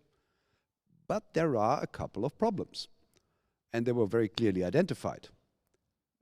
Unfortunately, that did not lead to any legislative initiative to address those problems. So I think the issue is not, do we have a shortage of enlightenment as regards what does this legislation actually do and how good is it, but more, what can we do to improve it further? As Sandra Galina mentioned, there is no standstill in politics and nor in technology, and also not in the way that companies conduct their business. So I think taking the CPVO and the legislation to the next level, strengthening even its contribution that it may provide, that will be what we would be looking for. So we see this as an opportunity. So, but as you heard about NGTs and PVR and the plant variety, the plant reductive material legislation, these are long processes and sometimes with uncertain outcomes. So let's hope for wisdom. But first of all, a good evaluation with clear-cut messages again. Thank you very much. I would like also to hear, because we are talking about from breeders' perspective, but I would also to hear what is the growers' perspective, team, and how you assess this. Well, yeah, thank you. First of all, thank you for the invite to be here, and congratulations. Certainly congratulations on 30 years of the organisation, but also congratulations on the job that's been done. I'm also very old, and I can think back more than 30 years. And at the beginning of my career in ornamental horticulture, and I'm talking of ornamental horticulture, it was really quite unusual to find a new plant. You know, I remember a potentilla being introduced, potentilla red ace, and that was really the first plant that came into the UK market with plant breeders' rights on it, and that was quite a revolution. The market has changed dramatically now. All nurseries will be launching each year ranges of new plants. They can only do that, the growers can only do that, because behind the scenes the breeders are investing massively in innovation, and they're able to get a return on that innovation through the plant breeders' rights system. So, you know, the first question is it working? It has been working extremely well. And as I say, I can look back to almost 40 years and see the market has changed dramatically. We didn't used to get new plant varieties introduced very frequently. Now they're introduced all the time. It's just a part of the marketplace. So the system has been working very well indeed. I'm probably here because when I was involved with the AIPH, I was chairing what they called the Novelty Committee, which looked at plant breeders' rights amongst other things. I'm afraid what I really learned from there is that it's an enormously complicated subject, and really can be quite mind-boggling. There is an awful lot of ignorance out there as to how it genuinely works. It's very, very complicated, and I don't pretend to understand it. However, the other thing I came across during my time in AIPH, and I'm very pleased to have heard it referenced many times today, the other thing I came across is that in different parts of the world, different mechanisms are used. The Americans use the patent law. Increasingly now, I know of growers, breeders who have got very strong brands who are starting to talk about trademarks. You know, they're saying it's their brand which is really important. It almost doesn't matter what genetics they bring onto the market. They have value because it's their brand, and so they are starting to use trademarks. And then, of course, we've got new genomic technologies around the corner or already with us. This is going to be enormous. I'm from the world of ornamentals. It's easy to say it's not life and death, but it's pretty important. And ornamentals also provides the living landscape in cities, for example. All of these, this is very important. You were talking about investing in health. Investing in quality landscapes is about investing in health. But increasingly with climate change, what we need now are plants with different attributes. You know, drought resistance is a very important attribute. And I'm not an expert, so I might have got this wrong, but I have a concern that the conventional plant breeders' rights, DUS, for example, doesn't actually safeguard those attributes that might be there. So I would sum up by saying I think this organization over 30 years has done exceedingly valuable work. There has been a system in place which has delivered a return on investment for those who are going to spend money on innovation. That's all good. But in so many ways, we're on the brink of real change. And so it's very pleasing to hear that there are some really serious issues being discussed by you people now. Thank you very much. Very interesting. And by the way, being a farmer myself, and we are talking about climate change, right? Climate change is not something that is going to happen next. It's something that is already happening. And if I'm in Spain, coming from Spain, and I perfectly remember when I was a child that the cereals, for example, they were yielded and harvested by the end of August. Now it's 3 to 4 weeks earlier. And this is something, and this is very, very important to remark again, because the plant varieties that we are using nowadays are not going to work in the same way or deliver the same result in very few years. So, and thank you again. Okay, we were talking about this legal framework, and we have already suggested, Edgar, etc., about some points. I would like also to hear from the more, let's say, lawyer's perspective, Fleur, and you have also long experience working for breeders. And from your perspectives, what do you identify as the key challenges that the breeders and growers even are currently facing? Yes, thank you, Antonio. And first of all, thank you very much for inviting me to be here. I'm very proud that the AIPPI, it's an independent organization dedicated to the development and improvement of IP laws in general, has now since a year a re-established committee focusing on the protection of plant variety rights, which is in our view one of the most important IP rights to protect plant innovations by breeders.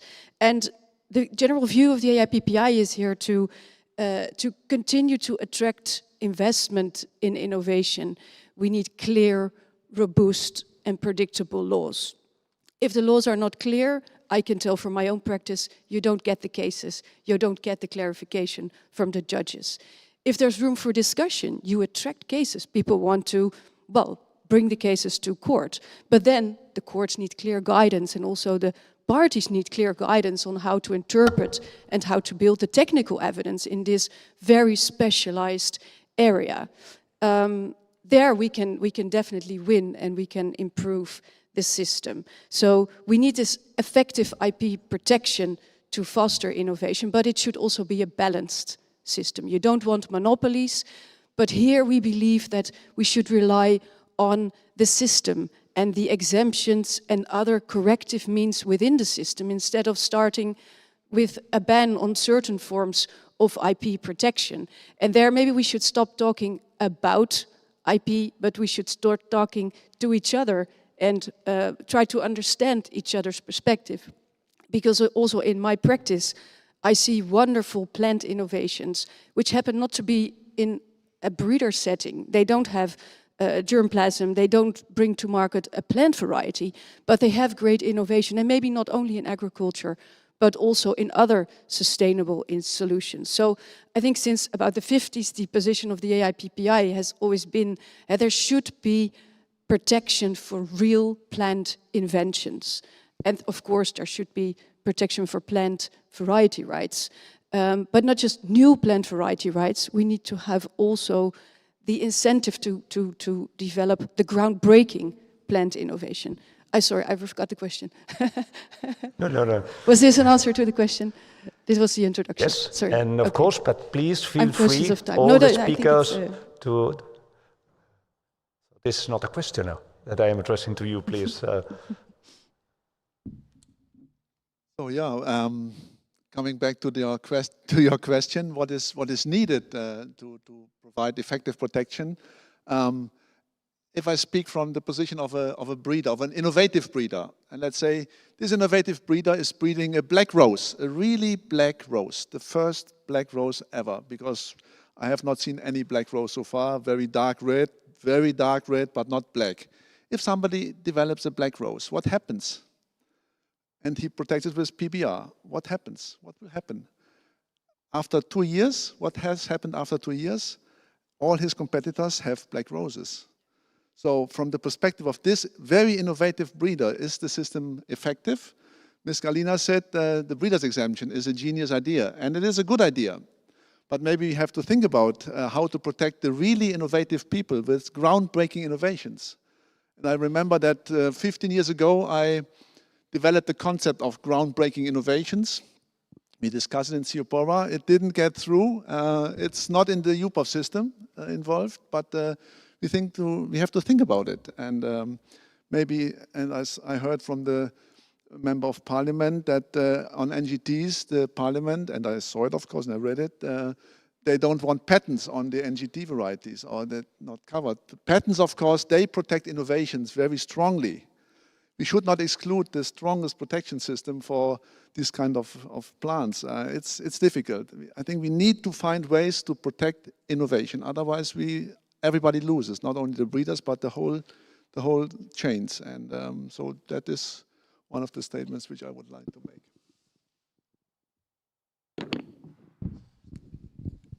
If I may add one point to that, I think we probably all agree that what you need is a balance. First of all, any IP right is a balance. It is a right that society grants in exchange for something. And that exchange is that the innovation becomes available. And obviously, as a society, you're interested in making it as broadly available and with that as impactful as possible. So the other balance is then, okay, how do you organize that within an industry? Because most of these IP rights are, first of all, of course, there to also protect breeders from each other.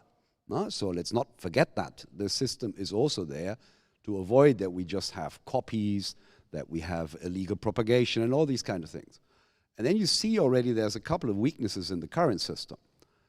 And the last point that I would like to make is indeed that there's various forms of IP rights that are also used by the plant breeding community for good reason.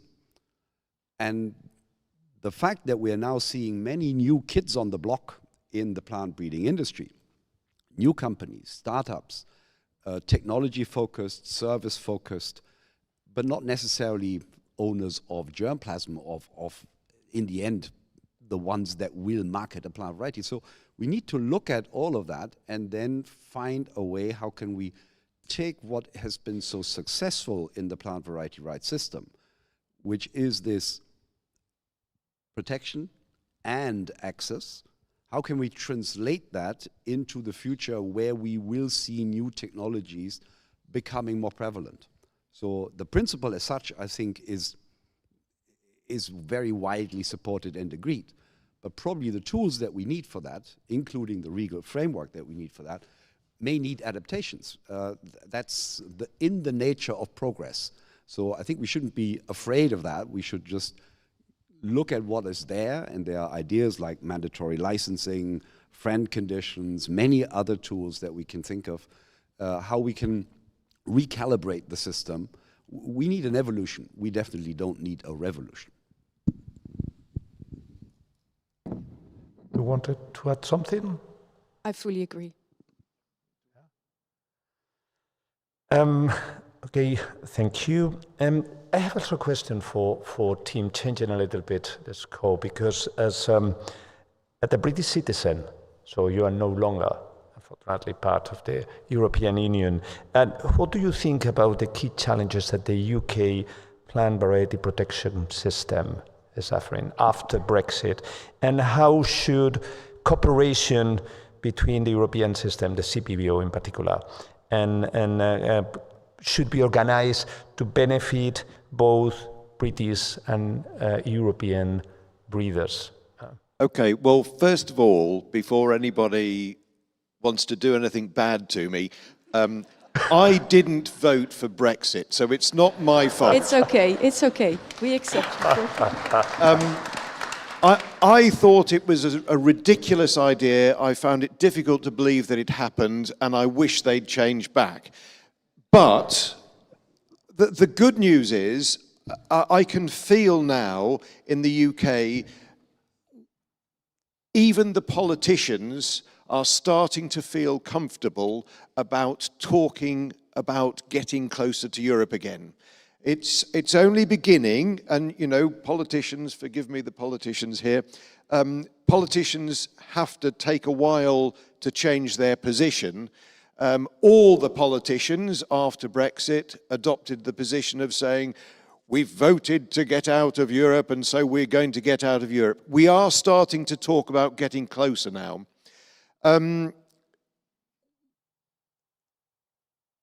With plants in particular, we should be part of Europe. It's not just our biggest trading partner, it's our only meaningful trading partner. We should be very, very close to Europe. We are now in a slightly different position with regard to genomic techniques, for example. And I think we've got to make sure that we get very close to Europe now.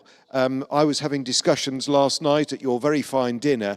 I think there's a big danger that the UK starts to drift further away by accident now. You know, we are going to be developing our legislation. We really need to be designing legislation that will perfectly match the EU when we finally realize we need to get close to the EU again. So I think I would really hope that the UK is talking closely and getting closer and closer to Europe in those discussions. I think that's very important. I think there's one slight problem, and that is that, if I've understood it correctly, plant breeders' rights as a subject comes under the same title, under the same chair as plant health. And the UK, I think, can genuinely say that it feels its biosecurity is strengthened post-Brexit.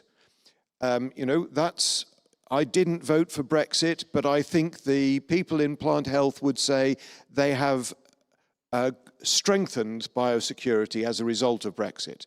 They won't want to give that up, and so any conversations that involve that department are going to have to be very carefully dealt with. It would be lovely to say plant breeders' rights is completely different to plant health, and so let's get very close on plant breeders' rights and maybe take more time to work out what's going to happen on plant health. But for sure, I think we need to be talking as quickly as possible, because if we go and develop legislation and move further apart, it then becomes much more difficult to come together. And I believe the UK is hoping to have an act passed certainly before the end of this year that is probably relevant to all of that. Could I make just one little comment on that? On the one hand, you know that we are going to have our next Congress in Edinburgh as Euroseeds, and we are looking for that, let's say, reset between the UK and the EU very much. But I think when we talk about IP rights, I think we also shouldn't forget there is an international dimension. And some of them are sitting right here in front of me, so I will not forget about that. So I think if we look at the global nature of plant breeding and of the international movement of seed, all of that necessitates that we continue also in the European Union to not forget in all the discussions about sovereignty that in the end we will never be sovereign as far as our genetic resources are concerned and as far as our plant breeding efforts are concerned. If we would want to be that, it means that we confine ourselves to our own little home garden, and we will be slower and we will not be as good as we are today. So I think this international alignment, looking ahead and saying, what do others do? We'll pick the best bits and pieces and make sure that in international fora, we also align in relation to IP questions. I think we shouldn't forget this aspect when we are looking at the future of the CPVO and of the basic regulation. Yeah, thank you very much. We have not much time, which is really a pity because of this. But I have also a question to you all that I would like to, if you can provide a concise answer. I know it's difficult, it's challenging, but looking ahead, because we have already discussed that we are celebrating the 30th anniversary of the CPVO, but this is also the 30th anniversary of the basic regulation. Okay, and during that time we have seen immense changes, technological, in the business, etc. So looking ahead, what improvements and do you believe are necessary to the EU legal framework to ensure that the plant breeders and especially the European plant breeders can operate in an environment that really truly fosters and support this vital work? Please. Maybe I can start with that. Absolutely. One of my favorites. Yes. First of all, to give a perspective, in the last 20 years, I've analyzed very many PBR laws under the UPOV system, and I would say the basic regulation is one of the best in the world. That is what I can say. I think the very best at the moment on paper is the Chinese law, on paper. But you see there's a difference between the paper and the practice. And I would like to tell a very short story about the King of Morocco. King of Morocco and his breeders developed a variety. The variety is called Nadocot.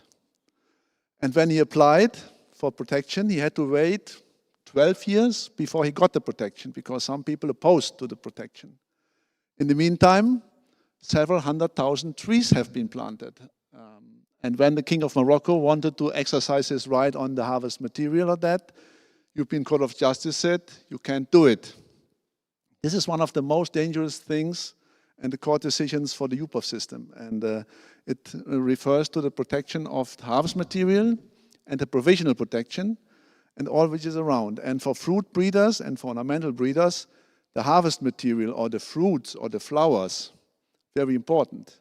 So if they cannot control the import, for example, of fruit and flowers from third countries which are not protected, it's dangerous, and that would spoil the system. So, and the Commission is sitting in the front row, Parliament is sitting in the front row. I really ask you, do something against it. I think the breeders deserve it and they need it.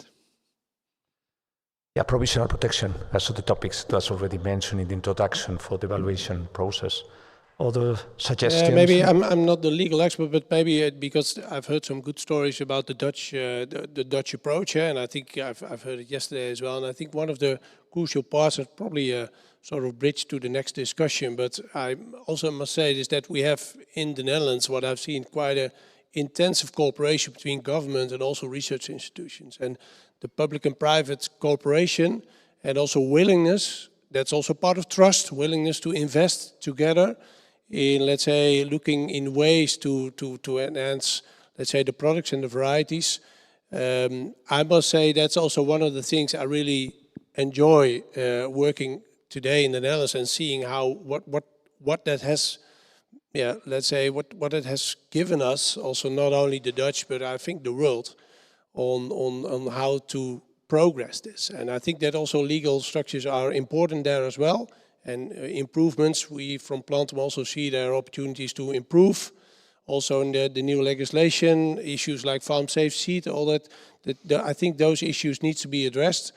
But I think on the part from the level of cooperation, you can't do it on your own. Even smaller breeders, I think there's especially in the Netherlands, quite an extensive level of cooperation between the big companies who we all know, but also the smaller ones. And I think the trust and the level of transparency is, for me, quite interesting. And that's something we need to support in the near future. Yeah, maybe the one point that was mentioned deserves a little bit of addition, and that is farm safe seed. That was the biggest issue identified in the last evaluation of the plant variety rights system that is not working. We don't have a common market as far as that provision is concerned. And very simply speaking, that's quite unfair. It's unfair in view of the situation of plant breeders, plant breeding companies, but it's also unfair for farmers because some pay and some don't. So some get a free ride. So that is something that needs to be addressed. And there are various ideas how this could be improved. That will not go without highly difficult debates, for sure. But it's a bit like going to the dentist. Nobody likes doing that. But if everybody does it every year, it's a little less painful than if you only come back on that every 20 years. No? So I think it is something where we do require leadership and where we really need to put the principle, common market, internal market, common rules, fairness at the forefront. And if we do that, I'm also convinced that looking at the positions of Copa and Cogeca, so the farming community, that there is quite a bit of understanding and willingness to engage in a debate how this could be improved. So that would be the big one, I think, for many, in particular also small and medium-sized companies that we have in this area. Brief final comment from your side? Yeah, no, I fully agree to all the contributions that have been made. And maybe one more dimension to the discussion is that what we also see in practice now, it's not only about infringement of IP rights when it comes to illegal propagation. It's also infringement of a lot of regulatory aspects, phytosanitary aspects, rules on pesticides, etc. We see developments where consumers buy flowers online that are delivered by courier to their house, not passing customs. Those are also threats to the industry where you really need a strong form of IP protection. So, yeah, thank you. Thank you very much. I have that we have not much time, unfortunately. Okay, but perhaps we organize a session. So thank you very much. Let me finish also with a personal comment on that. And this also back to something that has been noted also, but in the previous panel especially, which is communication. We should not overestimate the awareness of the rest of the world. And I'm also going to celebrate this year my 30th anniversary in this industry. And I remember for many years when somebody in a social event, a private event, was asking you, what sector are you working? Say, well, you have time? Because it will take time. And this is something that I think that's the only solution for that is, of course, dialogue and communication. And it has been also suggested that the only way that we can achieve that is working together. And this is also yeah, you also mentioned that the importance that we are not only registration officers, that we are really carrying and telling to boost this sector. And I think this is really an opportunity for us as a sector, as breeders, okay, to work together to really communicate and make the society and the stakeholders aware of the importance of the activity. Because IP is only a tool. It's simply a tool, which is important, as mentioned already, is plant breeding, okay? And there especially, very especially, to get the farmers, the growers engaged. And this is important, because I'm sure that the example that you provide, Garlic, on farm safety, is a perfect example of the many misunderstandings on that. And we have also the good examples in Europe, Netherlands, in France as well, in Spain, where you have mutual understanding, and we have built farm subsidy schemes that works, and that we have also to try to export to other countries. We have not much time, so thank you very much for the speakers, okay, and thank you again for you. Thank you, Antonio.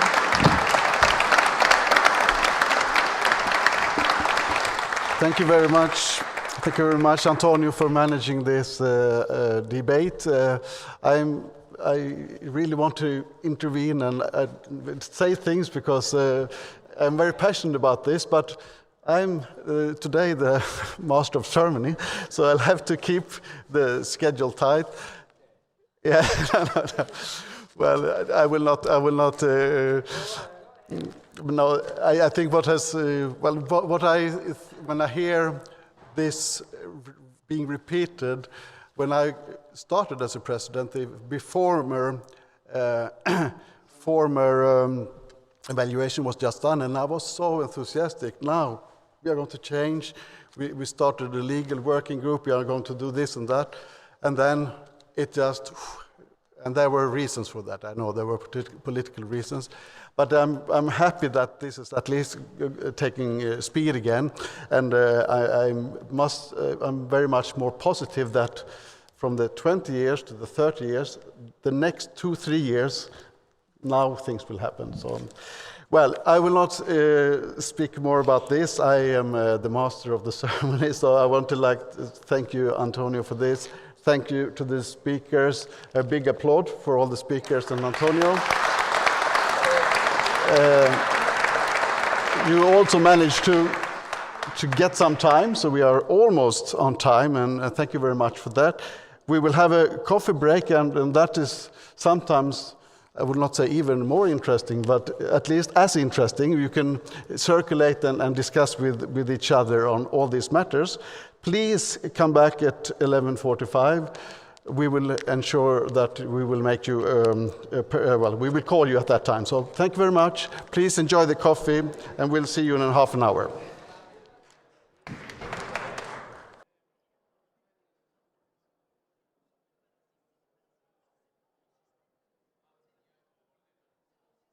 Yeah.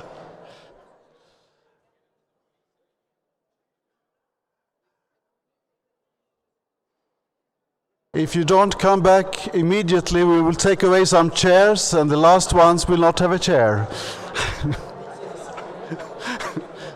Enforcement.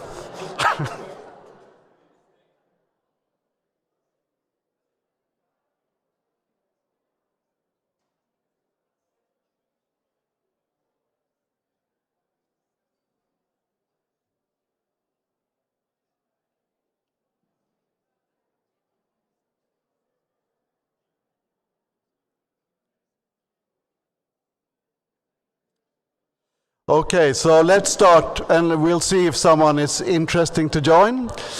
Can I call the panelists for the Innovators in Agriculture success stories? We will hear Ms. Hedwig Tunisian, Mr. Manuel Tornell, Mr. Pac Fitzgerald, and Mr. Basil de Barry. Can you please come up to the podium?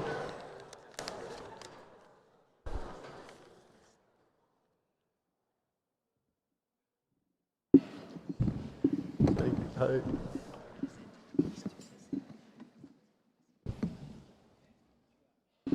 So let's start, and please come back to your chairs.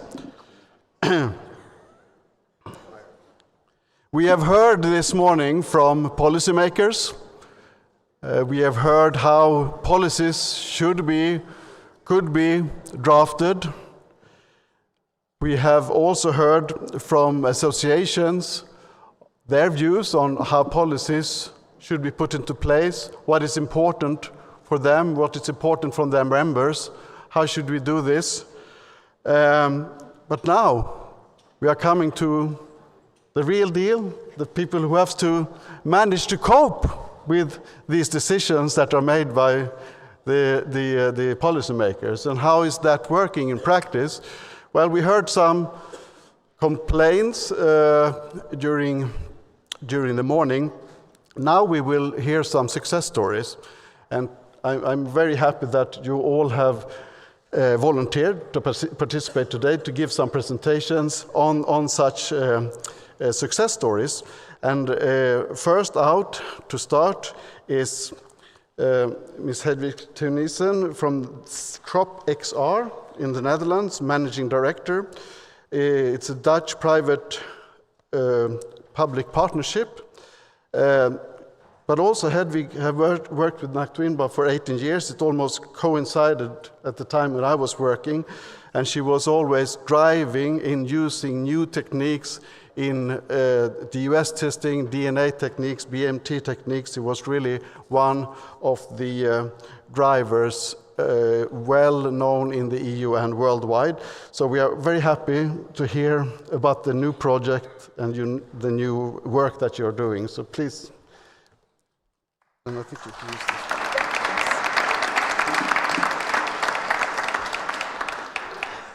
Thank you, Martin, for this nice introduction. And I'm very happy to be here. And also congratulations to the CPVO with this birthday. And I'm very happy to see so many old friends from my previous life and making the bridge to my new life in CropXL as Managing Director. Yeah, can I click? Yeah, one more. Okay. So I'll start right away because I only have 10 minutes and I have a lot to tell you. So who knows what we are looking at right now? Yeah, you know, okay, I see one finger here. So this is not art. It's also not a barcode. But this is a visualization of the global temperature change since it was measured.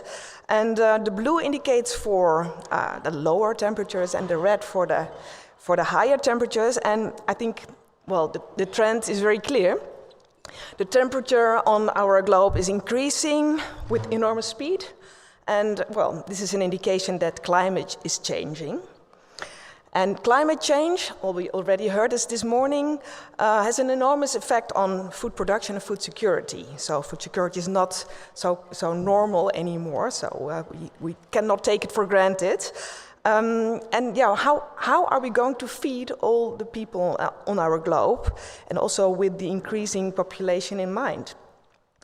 Another pressure that another factor that puts pressure on the food production, and we also heard it this morning, so don't try to repeat everything, but that is the stricter regulation on the use of fertilizers and pesticides. So how can we actually overcome and deal with all these challenges? So one way, I think, is to look at breeding. Of course, that's why we all are here, because breeding is the very start of the production chain. And there's an urgent need for climate-adaptive crops that can withstand the temperatures, the rising temperatures and the drought, as you can see here as a model. So I think our current crops are mainly selected for high yields and quality. So we actually, all the breeders here, we created top athletes. And we were very productive and very talented there in that. So we created top athletes in the field, so crops that perform extremely well under very super controlled conditions, so very pampered crops, as you can say.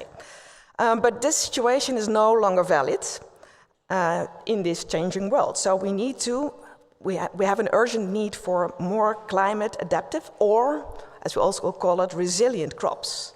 But what do we mean with resilience? Well, I can tell you all afternoon about what is called resilience, because we have different definitions of resilience. It's the matter who you ask this question. But for me, as I speak for myself, I think this tree is the perfect example of resilience. And it means the art of being flexible. So the intrinsic capacity of plants to effectively withstand and recover from threats and stresses. And this is a very, very, very important characteristics for plants, because they are stuck on one place, so they cannot run away like we humans can do. And during evolution, plants have developed different resilient strategies. You can see it over there. So this capacity of these characteristics are somewhere captured in the genetics. So then the question arises, why do breeders not have yet resilient crops on their shelf when this is so important? Well, that is because it is very complex.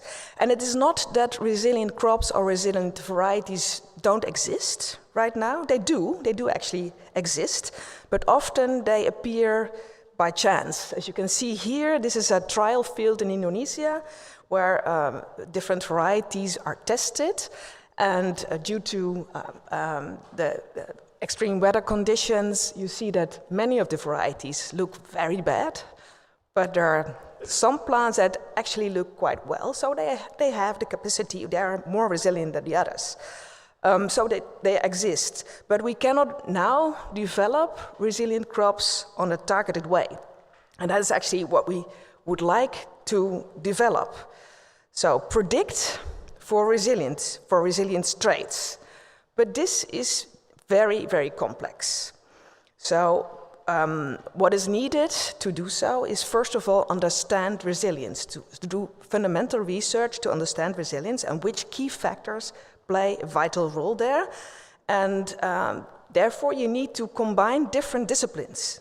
For example, plant biology, physiology, but also data science, so the use of modeling, mechanistic modeling, and also the use of artificial intelligence. We also heard this morning. Combining different disciplines will revolutionize breeding methods. And the breeding sector is actually very eager for this, I call it next level breeding methods based on data-driven breeding methods.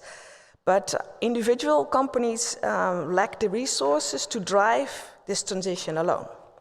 So large government investments are really essential to drive this transition. And also the public-private partnership, this model fits very well to accomplish this and strengthen the breeding sector. And that is actually where CropXR was born. And that's what you see here. So, as Martin already mentioned, CropXR is a public-private partnership, so where both academic partners and also industrial partners closely work together. First of all, on fundamental research, but also towards implementation, towards valorization. So that is really important, to have the whole chain into view and develop resilient crops and varieties. And we were very lucky that two granting routes came together. First of all, the Dutch Research Council, NWO, long-term program, and also the National Growth Fund. It doesn't exist anymore in the Netherlands, unfortunately, because this was very important. And both funders, they want to strengthen the economic position of the Dutch breeding industry and also making societal impact, which is very important. So in total, we have quite a lot of money, so 96 million euros to spend in 10 years' time, which is very nice. And by the way, XR is not Extinction Rebellion, but it is extra resilient. This is just to show you the size of our consortium, the CropXR consortium, and the diversity of partners involved. I'll go quickly through it. So very important that we have 4 different universities working together. It's on the far right, but also the universities of applied science are partner. So fundamental research and also applied research are combined. And we have more than 25 different breeding companies, but also technological companies involved. Okay, I'll wait for the picture. Thank you. Probably the slides will be shared, I think. But yeah, this is just to show you our logo and the different colors. So the green stands for research in plant biology, and the blue is the combination of the data science. So first of all, we do research in different disciplines: plant biology, crop physiology, phenotyping, but also multiomics, modeling, and artificial intelligence. And we combine everything in reaching to the development of new next-level breeding technologies based on data. So smart data usage, crop models, and making resilience, but also other complex traits more predictable, and to speed up breeding as well. And in the end, we want to understand resilience, make robust varieties for sustainable agriculture. So we have an ambitious mission. So in 10 years' time, we want to have developed resilient crops developed through data-driven design. So that means we don't only want to develop the next level breeding technologies, but we also would like to prove that it really works and that we can really accomplish and develop, have resilient crops in the field. So this is, well, as you all know, breeding is very slow. So this is really an ambitious goal to reach for. And next to our mission, I would like to stress 4 of our strategies, our talents as a community, I would say, which first of all is the data-driven design. So this is pointing out to the fundamental heart of our community, of our consortium, developing this smart data breeding technology. That's the first thing. By combining these multiple disciplines.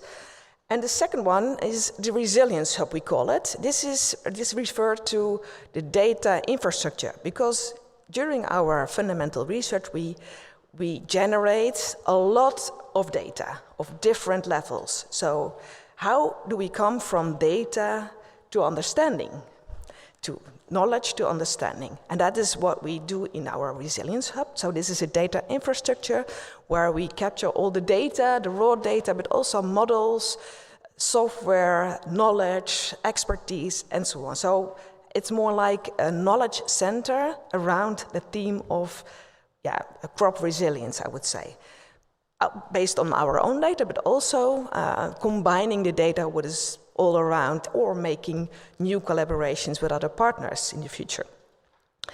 And the third talent, I would say, is our coalition. I showed you this slide with all the partners.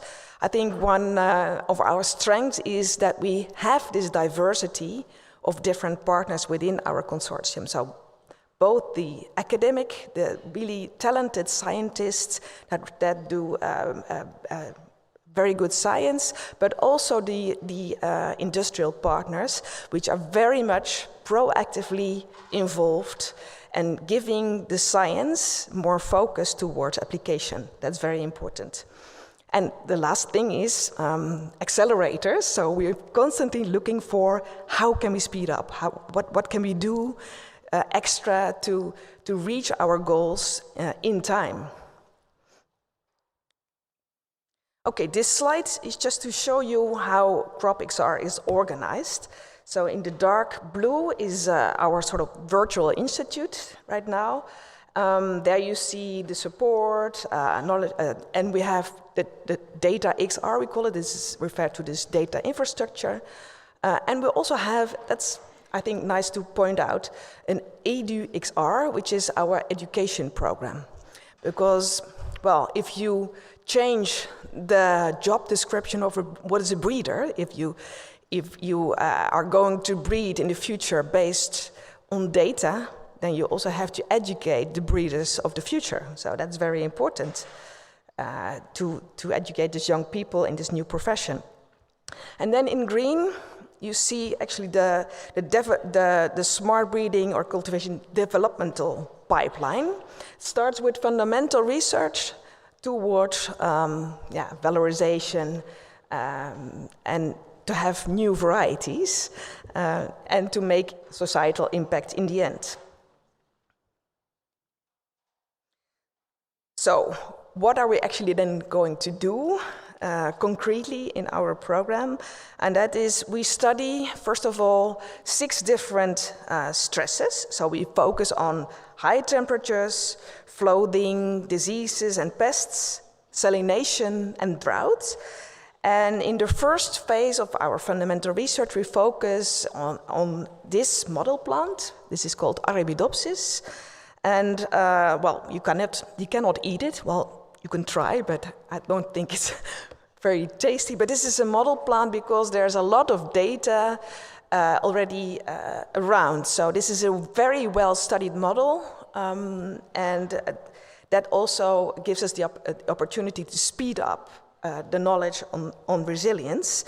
And then later on, we want to translate the knowledge on resilience traits and models towards the 6, in first instance, 6 main crops. You see them here, so some field crops, some greenhouse crops and so on, and also ornamentals. And these crops were chosen because they are very important for the Dutch economy, actually. So that is the reason why. But we only start with this. But our aim is to develop these new breeding technologies, which is actually more general. So we first translate them to these very important crops, but in the end, the technology can be transferred to any crop.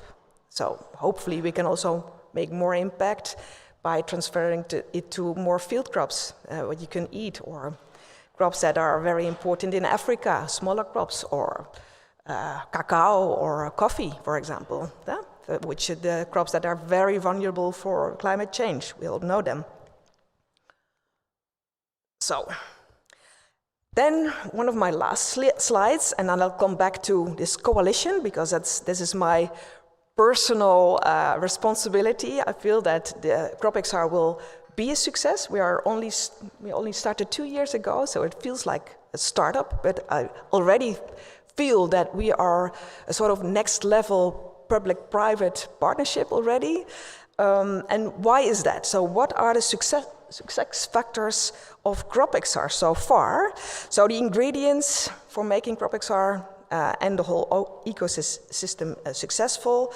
Well, first of all, I think it's important that we all feel the urgency to work on resilient crops for sustainable food production. So as a community, we have very strong common goals. And we also share a passion to make a difference as a community. So we're all very passionate. That's really nice to work with all these passionate people. And very importantly, we have time and money. I also explained to you, so this is very important that we have not only a couple of years, but really 10 years of time to do fundamental research, but because research also to take some time before something comes out there. And we work on complex challenges. And I think it's also very important that the government feels the responsibility to invest in working on complex challenges. So we are very happy with this chance to do so. Furthermore, we have built a public-private partnership with very committed partners. And we have very top scientists from different universities and in different disciplines working closely together with also a can-do mentality. So there are really problem solvers there. And we have also, on the other side, dedicated companies that feel a need to work together pre-competitively to invest and to contribute.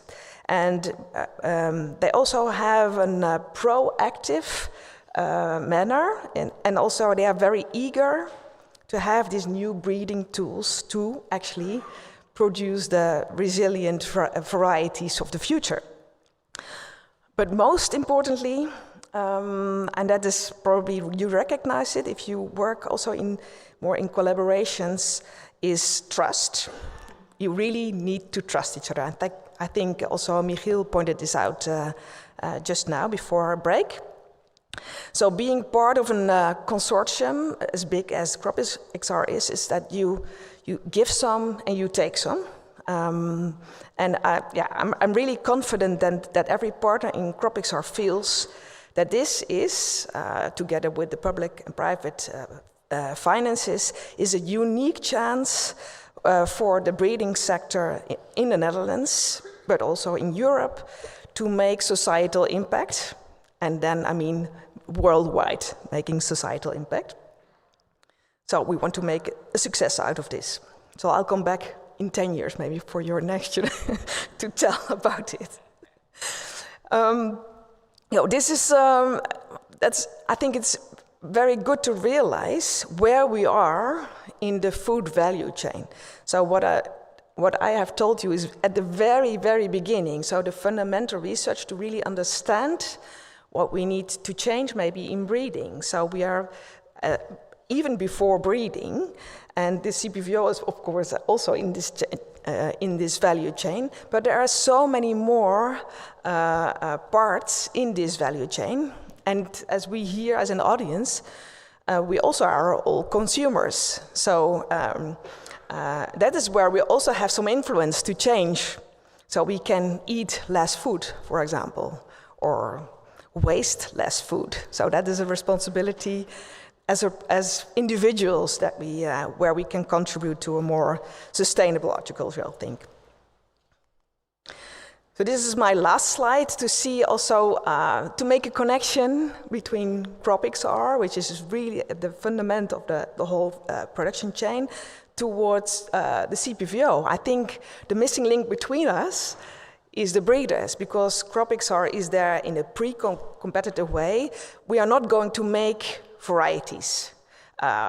We want to have to make breeding tools that the breeders then can, in a competitive way, use to make the resilient varieties of the future. And well, in due time, I think CPVO should be ready for all these resilient applications that will come up in the next, 30 years, I would say. So that's why I would like to end. Thank you all for your attention, and congratulations to you, CPVO, and keep ready for all these resilience applications that come up to you.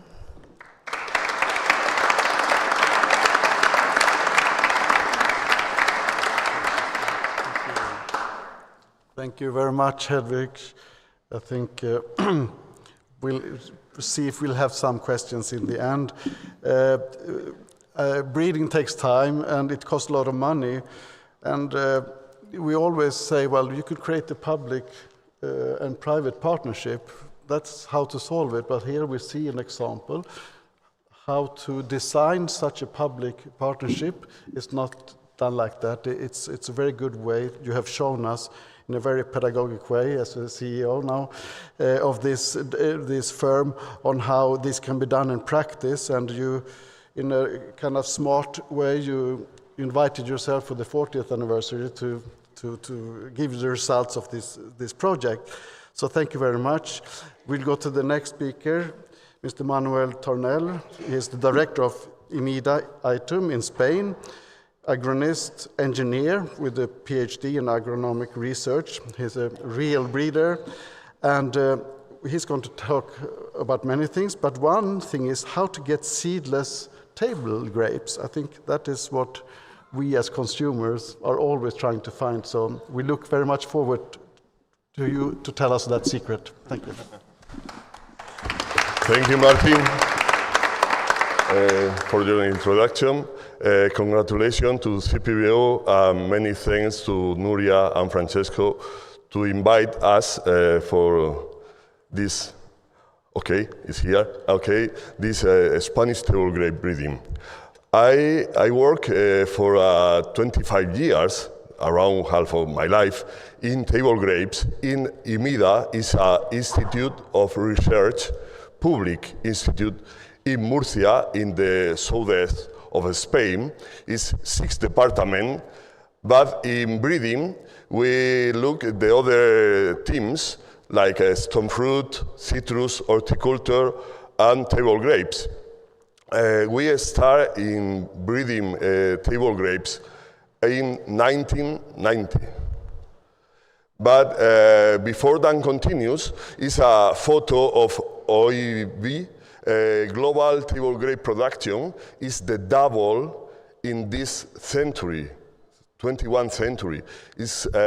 We are lucky to work in table grapes because the human consumption is the double. You can look in 2000 is around 15 million tons, and in 2023 is more than 30 million tons around the world. But it's the reason that all the growers in Spain don't have new varieties or don't have access to these new varieties of table grapes, and knows that in IMIDA is making a public research of table grapes and create ITUM. ITUM is all the growers, or more than 95% of growers in Spain, but the main objective is to obtain new varieties to cultivate.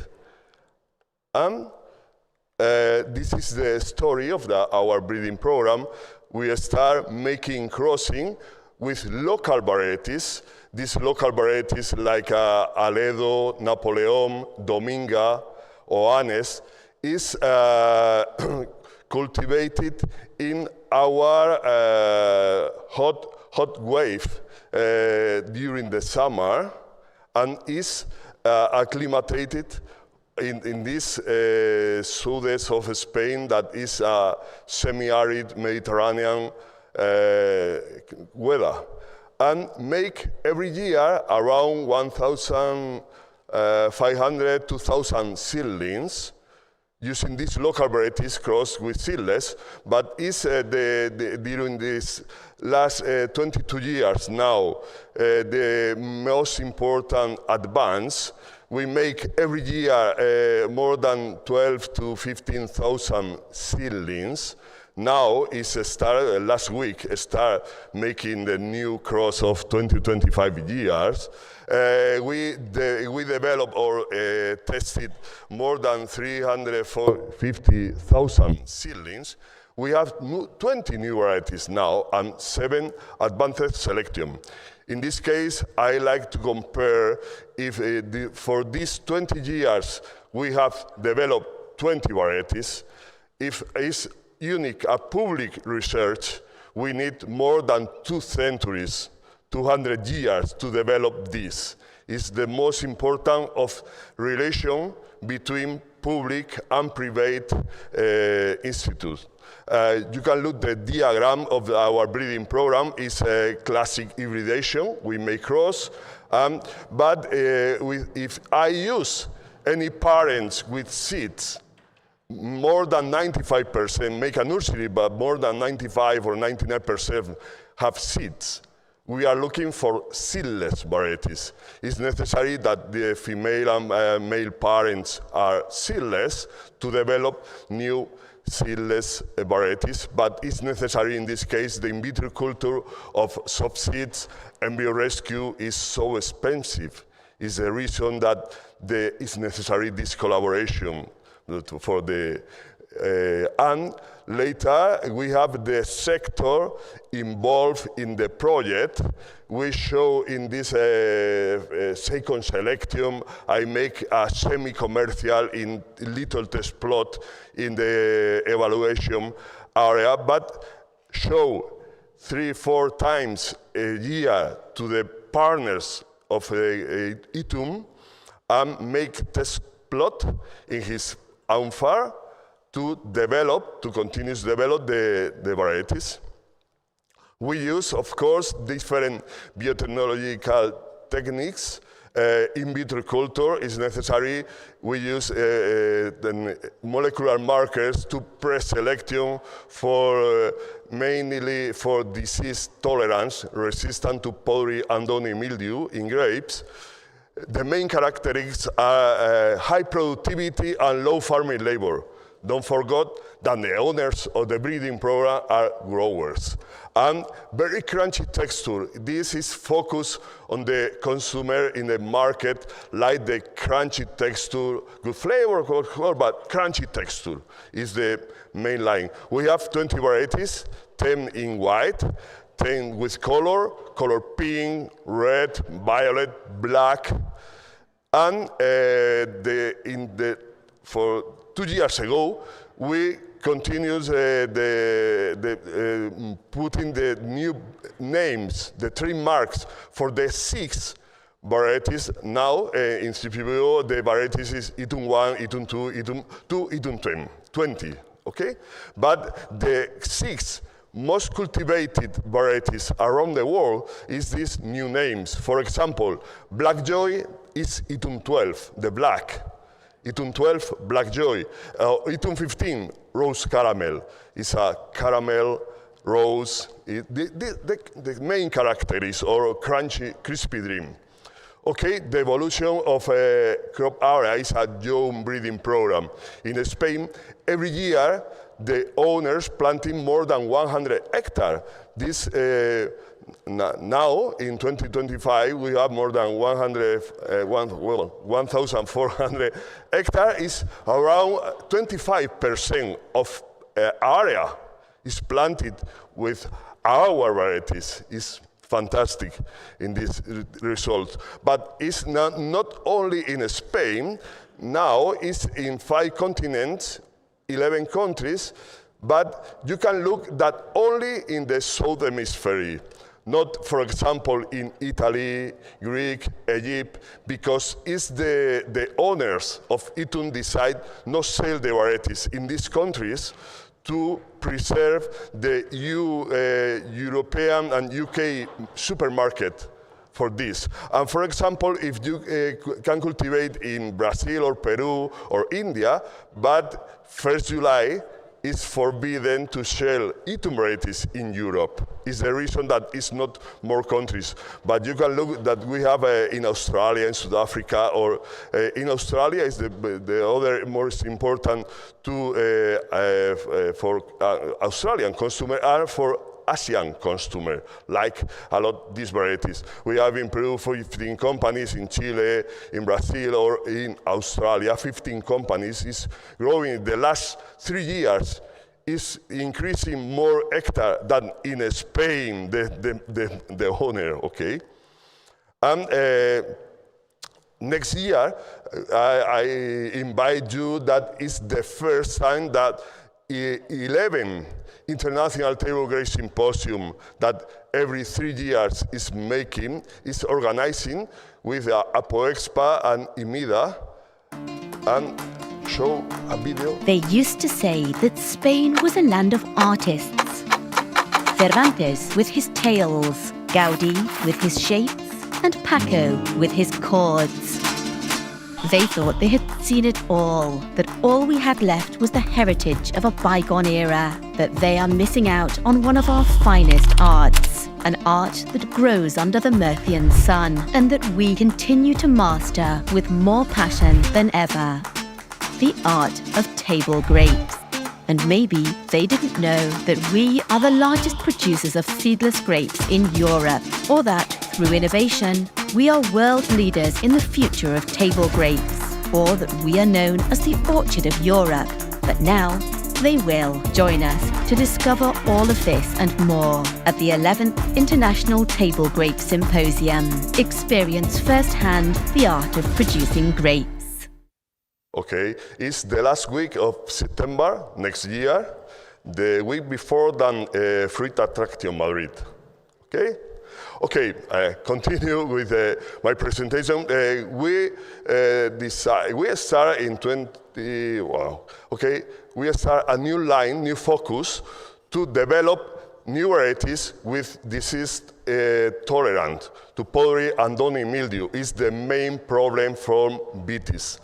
And we use different varieties in collaboration affair with Siebeldingen in Germany Institute, and use this. And later we introduce Vitis romanetti. You can look, it's so different to the Vitis amurensis, different. Make cross, and we obtain, okay. Oh, Martin, not function. I'm sorry. Oh. Okay, thank you. Okay, thank you, Martin. I make a test 4 years without any treatment for fungus in a apart area. And you can look at the right, the normal varieties all day, but you can look 2 new varieties, Itun 15 and Itun 17. Any treatment 4 years is fantastic. In, for example, in France, in Bordeaux is developing new wine varieties in this line, okay, Floreal, different 4 varieties. We have 2, and you can look the king and the queen of Spain eating Itun 15 in July in Murcia is named Rose Caramel. It's a strong muscat, so early, pink color, and this muscat flavor. Or Itun 17 in white. Continue to in focus to consumer, we introduce Vitis labrusca with foxy flavor crossed with a strong muscat to introduce this exotic or caramel fruity flavor. We have 2 varieties with, this is a fruity tropical flavor in black, early, and the other is crunchy texture with toffee or coffee flavor, but is natural, obtained with cross breeding. And to continuous advance in developing new table grape varieties, we use different wine grapes like Garnacha, or this Alicante Boucher, Petit Boucher, Gamay Teinturier, and to obtain new healthy with a lot of antioxidant grapes with red flesh. We study in a PhD at the total capacity antioxidant. You can look the normal varieties in green is in the skin, and in violet is in the pulp.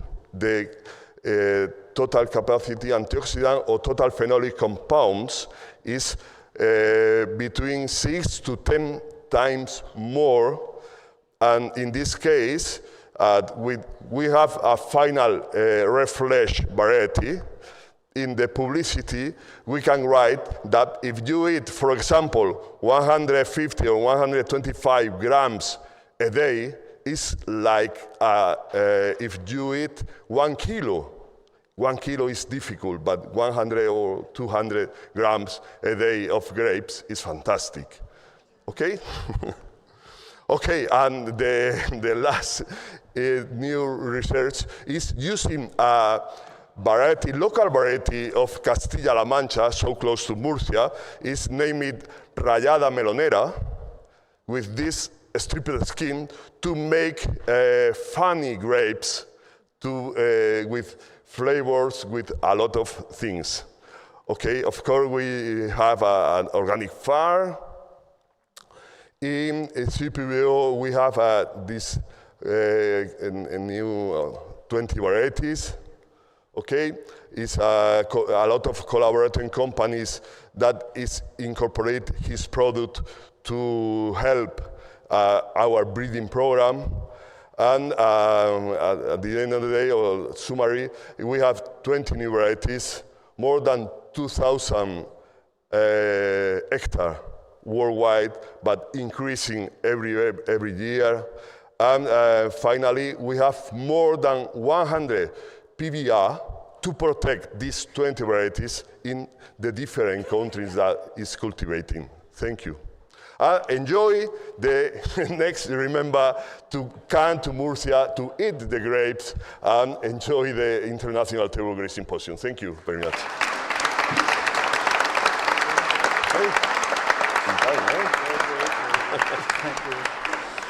Thank you very much. I think you just won the prize for best photos of the presentations.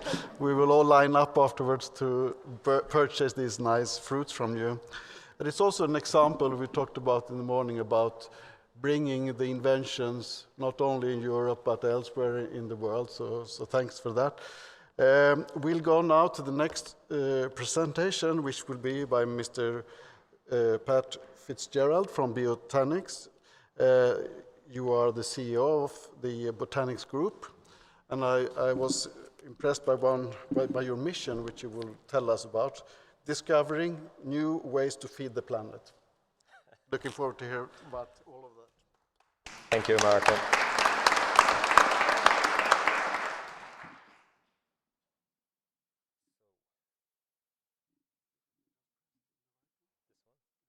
Okay. So a little explanation about our family farm. So all of our activities at the very early stage of our farm happened in the farm. And for almost 300 years, our family have been in the same place. And our history is coming from dairy, beef, and mixed vegetables. So since I'm a child, since my father's a child, and so on, farming has been our thing. I grew up on the farm and I studied to be a horticulturalist, just finished graduation the year my parents gave up vegetable production. So I didn't have a job in what I trained to, and they went 100% towards dairy. So this shaped, it's a little bit of a story, but it shaped the rest of my career from when I was about 20 onwards. So we got into horticulture through hereditary activity in the family. But it was very clear, even in 1984, that things were changing. I observed my parents when they were quite young, trying to sell vegetables into a market that was changing dramatically. You had the advent of supermarkets, you had a very changing environment. And my parents' parents came from a traditional background also. They had a shop, a pub. The other grandparents had a shop, a bakery, and a farm. And it was a typical mixed type of enterprises that existed in Ireland of the 60s, 70s, and 80s. During that time, the dairy industry in Ireland was evolving, and I had the good luck and opportunity to experience some leaders in that industry. So with all those mixed messages, with all those different business models, I went through the University of Life, and what do I do when I grow up? And this became an on-farm business called Fitzgerald Nurseries, and that was our first company that we set up on the farm while still milking cows. So I skipped forward, then we got involved in the purchase of a plant tissue culture laboratory in Ireland that was going through some hard times, and we purchased the laboratory as a small family business. So this entered us into the area that we're involved in now from the background of traditional farming. I was always interested in history, and in my studies in history, we covered many periods of Reformation, Renaissance, explorations. So our logo is a ship coming back from the explorations. So basically, we picked a piece of horticultural endeavor, which we made a little bit of a rule.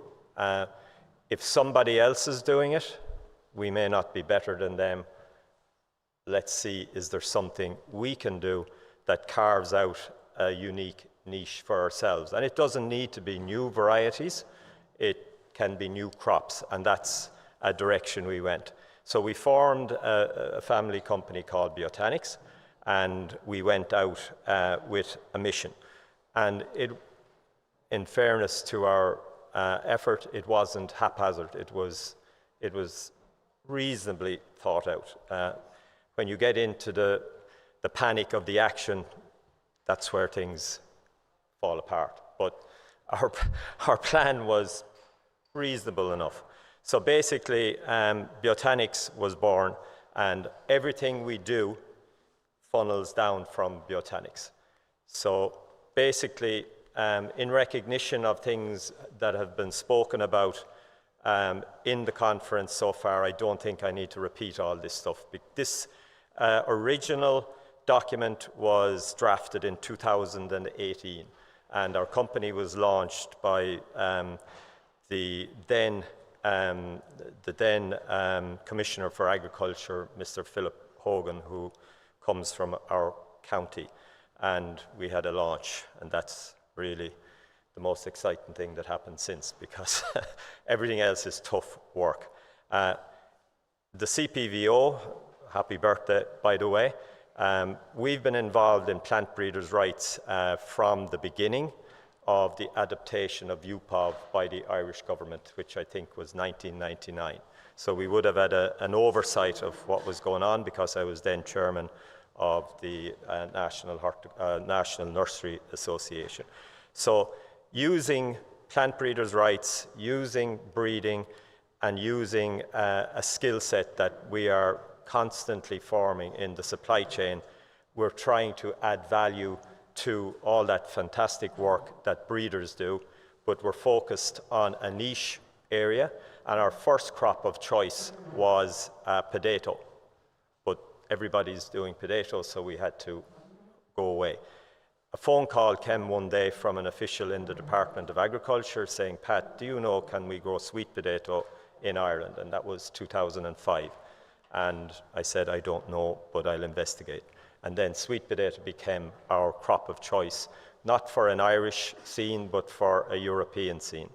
And you know, the future of food is really a big issue for a small SME when choosing what to do. Because we have hopes, we have dreams, we have aspirations, and mostly at this stage of my career, I have those for my staff, for my family, and for the business to continue on beyond myself.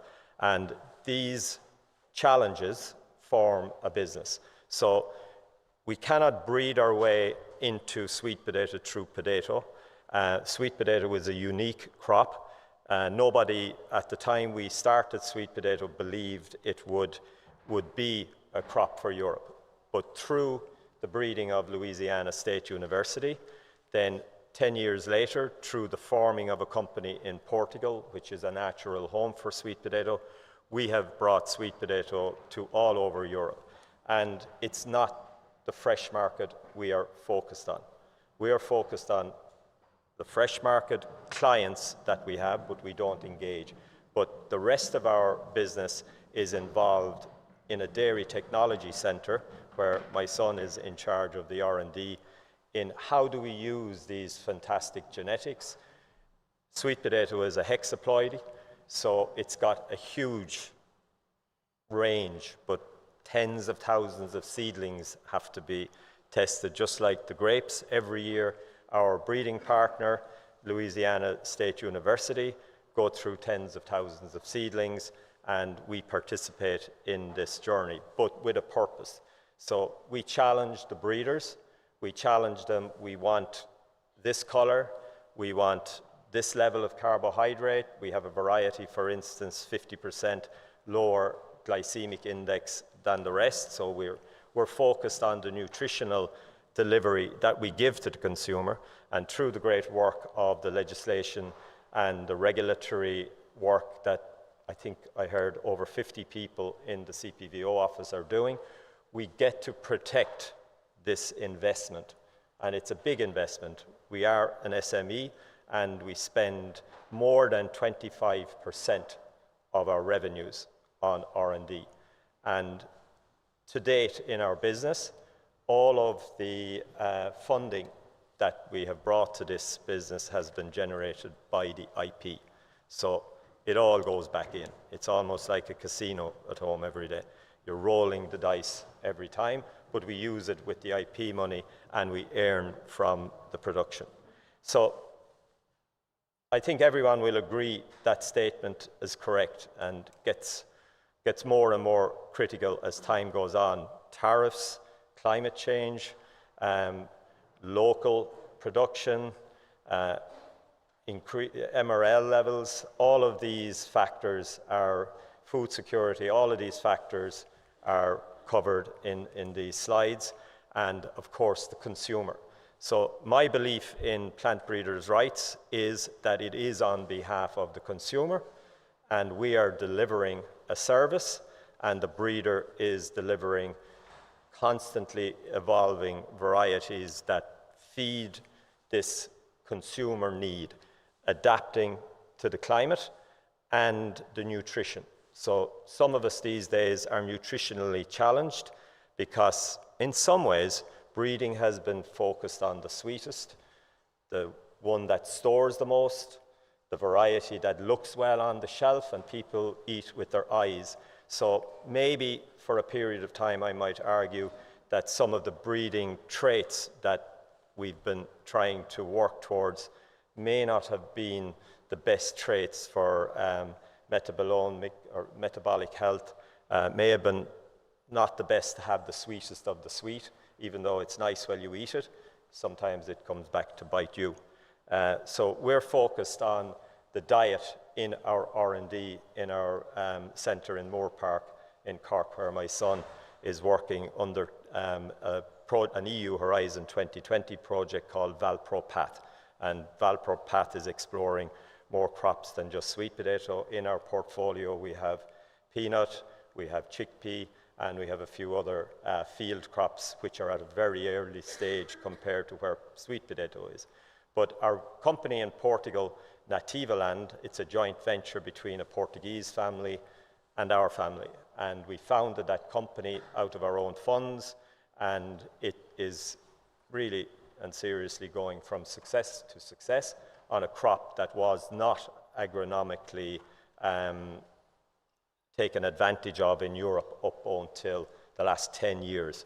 And in the north of Europe now, in the Netherlands, in Belgium, and in Germany, we achieve yields from these varieties in excess of what's achievable in Spain and Portugal. There are some challenges climate-wise. This year, Portugal is suffering a lot more than the north of Europe, but in 1 week, that can turn on its head. So we have to have resilient varieties, and we see our role, which is what you will see coming up next.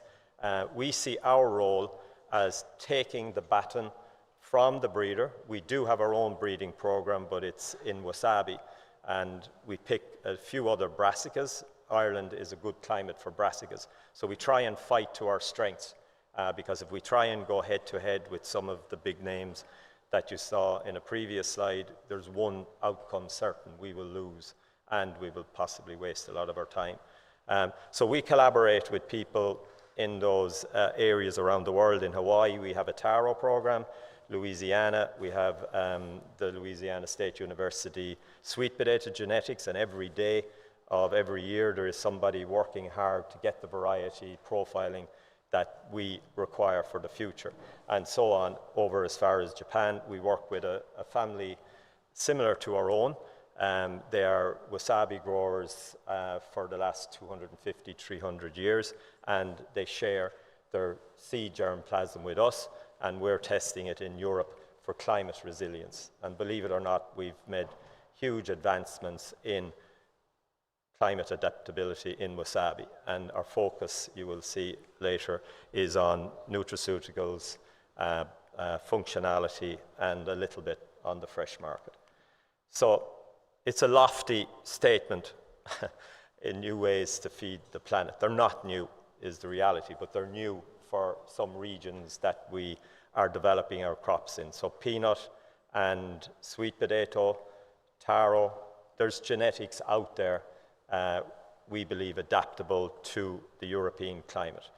Not only for the fresh market, but for adding new and novel ingredients into the food ingredient market, and currently we have success already in bringing sweet potato into as common a product as a bagel. So we have ingredient from sweet potato, and our vertical integration has begun, and that's why I focus a little bit more on sweet potato, because it's showing the possible. So access to unique and sustainable sources of good for you, and that's the piece that we have our food R&D element now evolved in the last 5 years. We've been lucky, and I have to compliment the Commission on the Horizon 2020 program. We've been in 2 Horizon 2020 programs already. One was called Smart Protein, and the other one now that we're currently in is Valpropath. And while they are protein programs, one of the benefits to us as a business has been the collaborations that we've managed to succeed in having across Europe, from Greece to Italy to Netherlands. We have a group now of collaborators like-minded that we're working on in a formal, and for a farmer, and you have to think of us as farmers, we're trying to emerge into a different area, but for a farmer, I would have been probably, when I was younger, one of the worst cynics of the EU. Vehicles, it seems, from the outsider looking in, it seems a little bit bureaucratic, but I've mellowed a little bit, and I believe the vehicles are very good. The problem is people.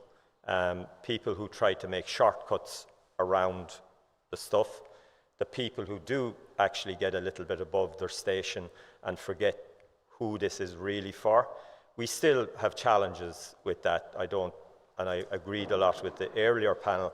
For us as a farmer, it's really difficult. We have to compete internationally.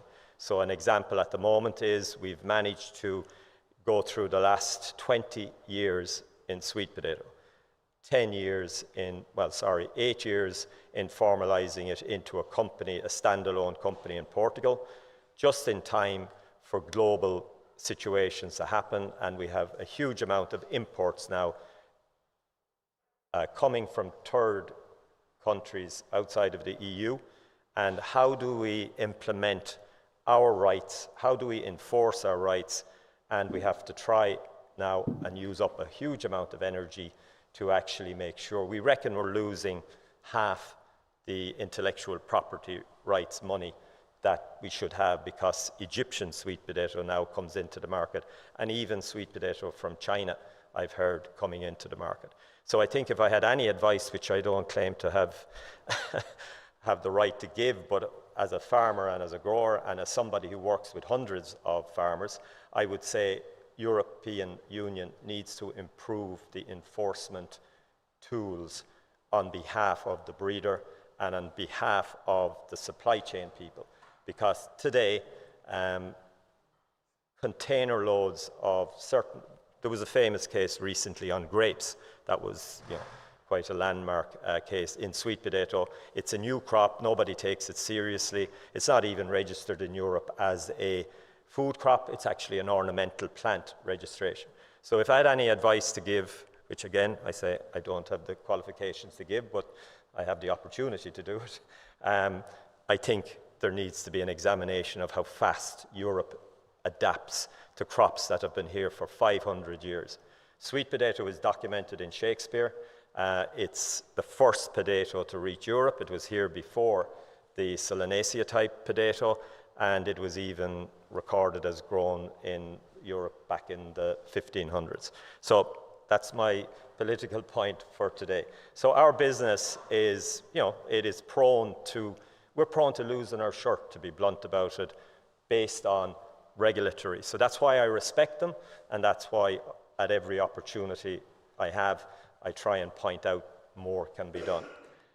So our vehicle for delivering this breeder's right that we have about 20 breeder's rights around the world. Some are in ornamentals, and now we're starting to establish breeder's rights in, apart from the breeder's rights of our clients, who Louisiana State University and a number of other vegetable breeders are, we also have our own rights. And again, we focus on non-competing crops to our clients. So if our client, Louisiana State University, has a sweet potato range, we don't get involved in sweet potato breeding, and if we find something new or novel, it goes through them if it's some particular trait we're looking for.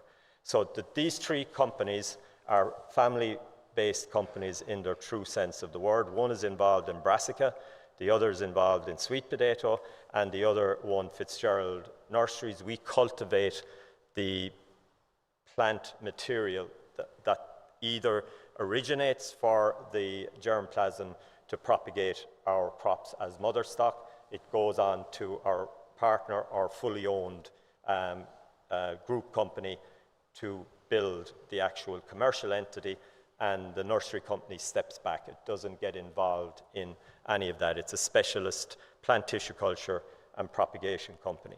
So through that building I've made over the last 35 years, we have a little cluster of companies that are within our small business group. And Biotanics is the driver, maybe the brain, but maybe the brawn sometimes as well. And farmers are our clients.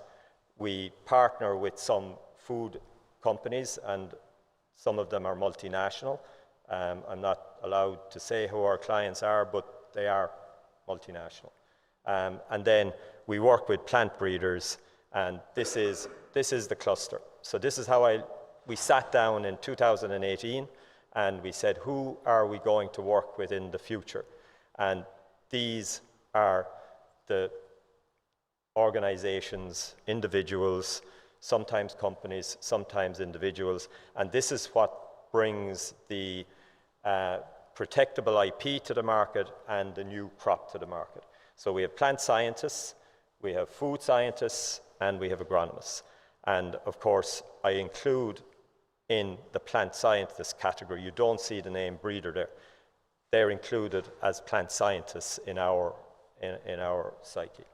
And we try and bring those together, and then through this model that we have developed, we try and be the one who channels back the food scientist information on the crop. So again, using sweet potato as an example, we have a number of sweet potato varieties which are never going to be seen on the market as a recognizable variety, but they have a specific color trait, or they have a specific functionality trait. So we actually already have about 3 varieties which will be grown by farmers, but will be going straight to factories rather than to the fresh market.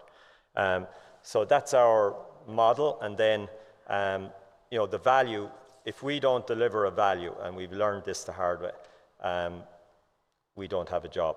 So one of the areas, bio, I should explain, is the Irish word for life or to live. So we call the company Biotanics as a play on botanics, because obviously all life comes from plants. There is no life without plants. It's as simple as that. So we joined it together. And this is what we must deliver for our customers. I'm conscious of my time. I'm running over. So this is our model. So this didn't happen overnight, but we stick to this space because apart from it being where our staff have skill sets for, it adds to the breeders' ingenuity and innovation.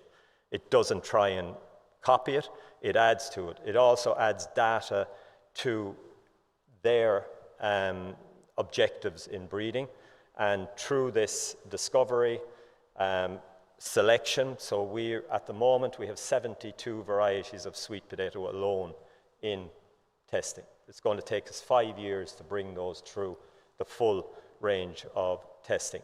And then, even then, we have to prove that they can come to financial viability at scale.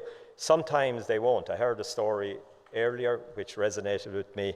I think it was Sandra who may have mentioned it, I'm not sure, but somebody said that the old variety, yes, it was Sandra, the old variety tasted nice, it was really nice to taste, but yield, I can't get the yield out of it. For us, that doesn't mean a failure of a variety, because sometimes the attribute could have more value than a kilo. So the fresh market is not our only, it's not our only consideration. We even have sweet potato varieties, which we found one particular variety that had 3.5 grams per 100 in protein.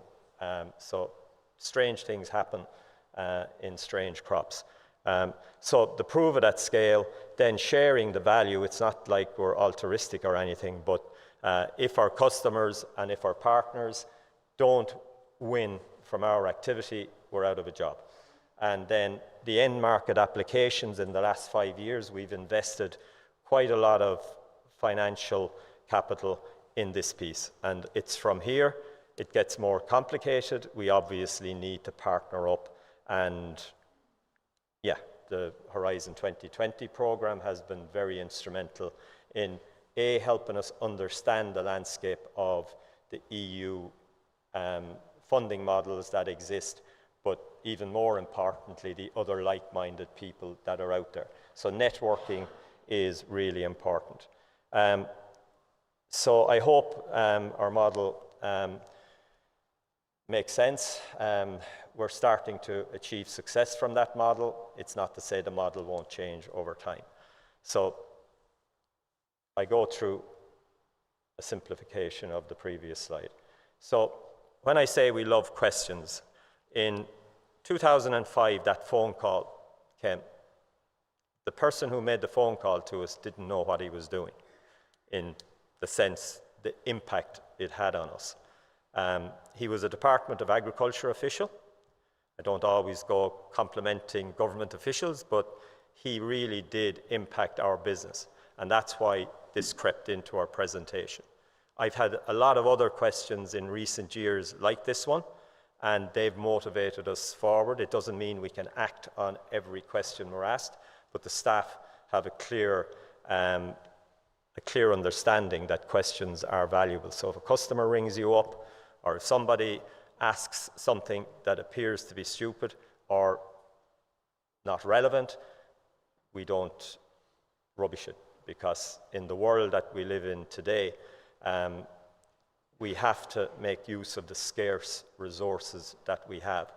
And plants, plant life, genetics, we depend on it. Like this, I can't say anything more simple, because a Minister for Finance once said to me when I was on part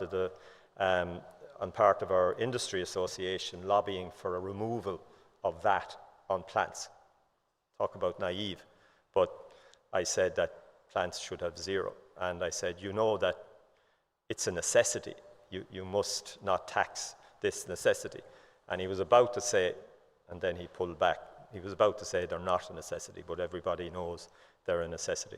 So that's how serious we take servicing our breeder clients. And I hope this presentation wasn't too rambling, but I felt when I got this opportunity from the CPVO, I wanted to make a presentation that showed farmers are not just about going out ploughing in the field. There are many more smarter guys out there and ladies out there than me. And there is logic in what we do. And I believe that this has been lost a little bit. And I think somebody should listen to the farmer more than the protests. I think we as farmers, we kill ourselves a little bit by starting our tractors up and going out onto the streets. Even though there's more organized lobby groups out there, sometimes I think agriculture works from the top down rather than the bottom up in delivering the message. So I hope this presentation helped a little bit in understanding how us as a small SME utilizes plant breeders' rights and the given right that we have to protect our work. So.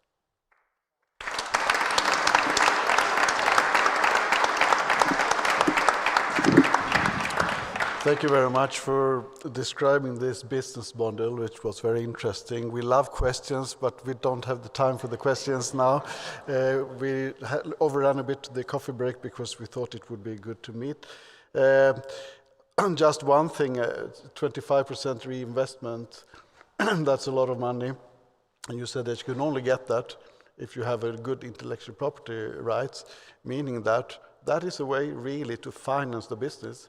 If members or countries, they can choose, give funding, or they can put into place a very good IP system which will fund. So, well, these two systems work together, but really IP is one way to finance what we all need, better varieties, better food.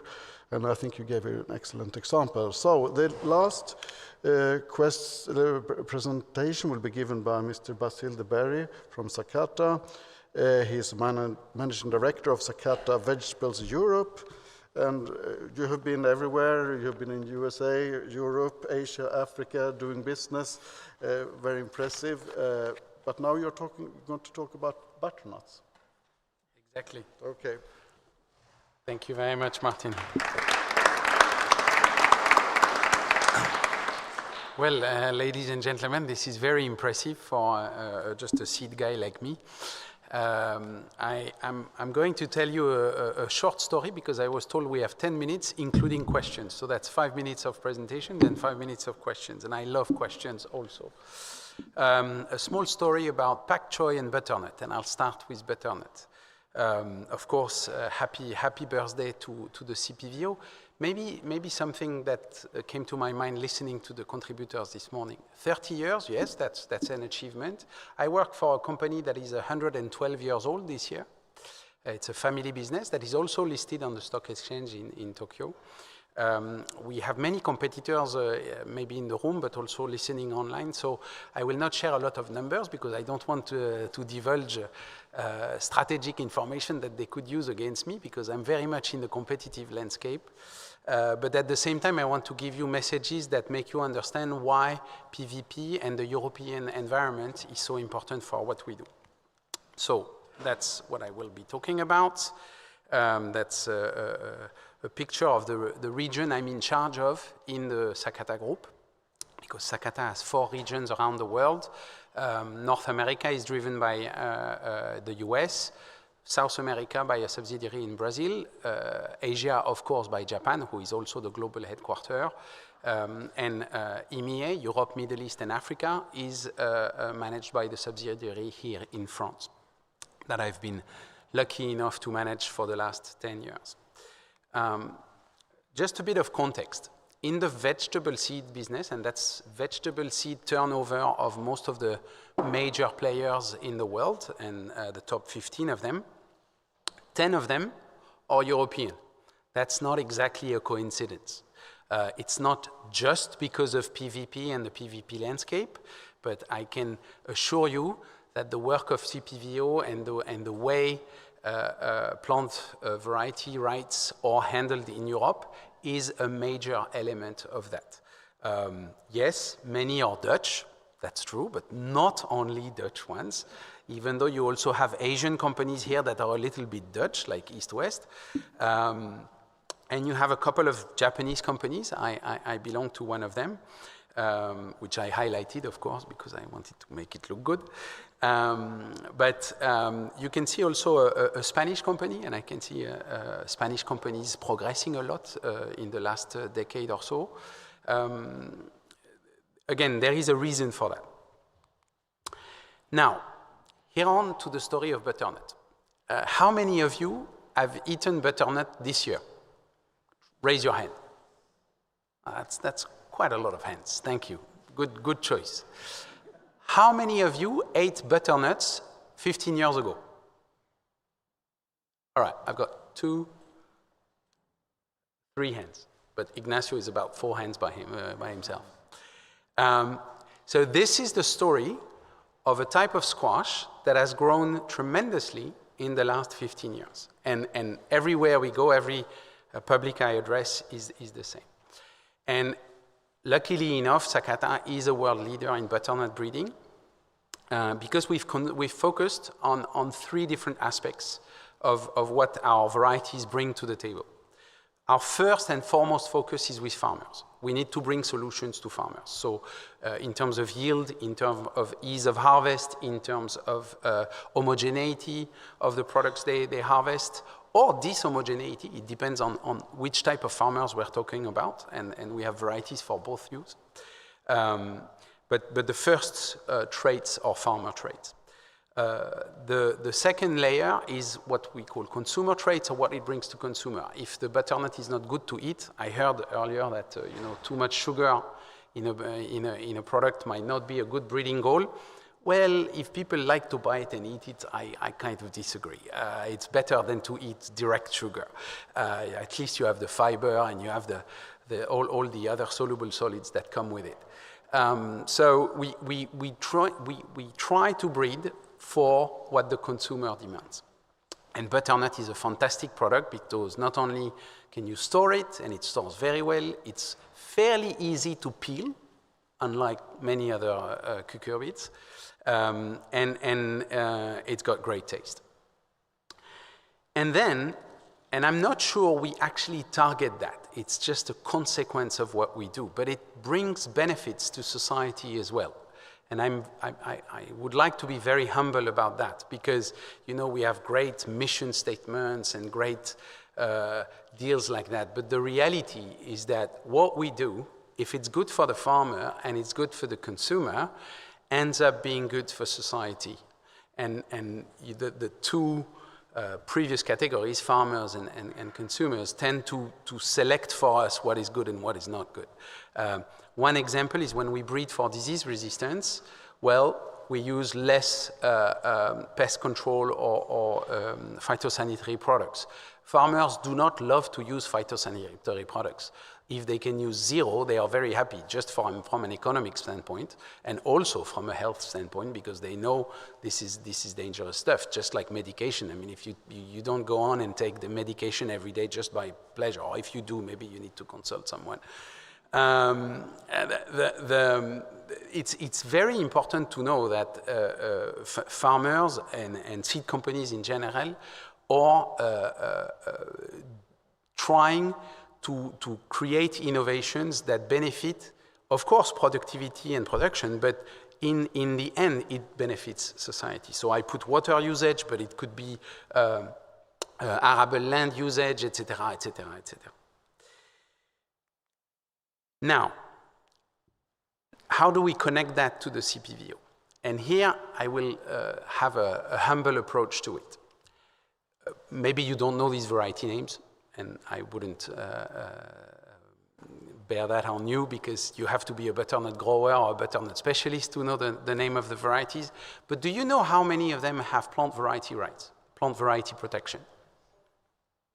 Or maybe you need to look at the files again.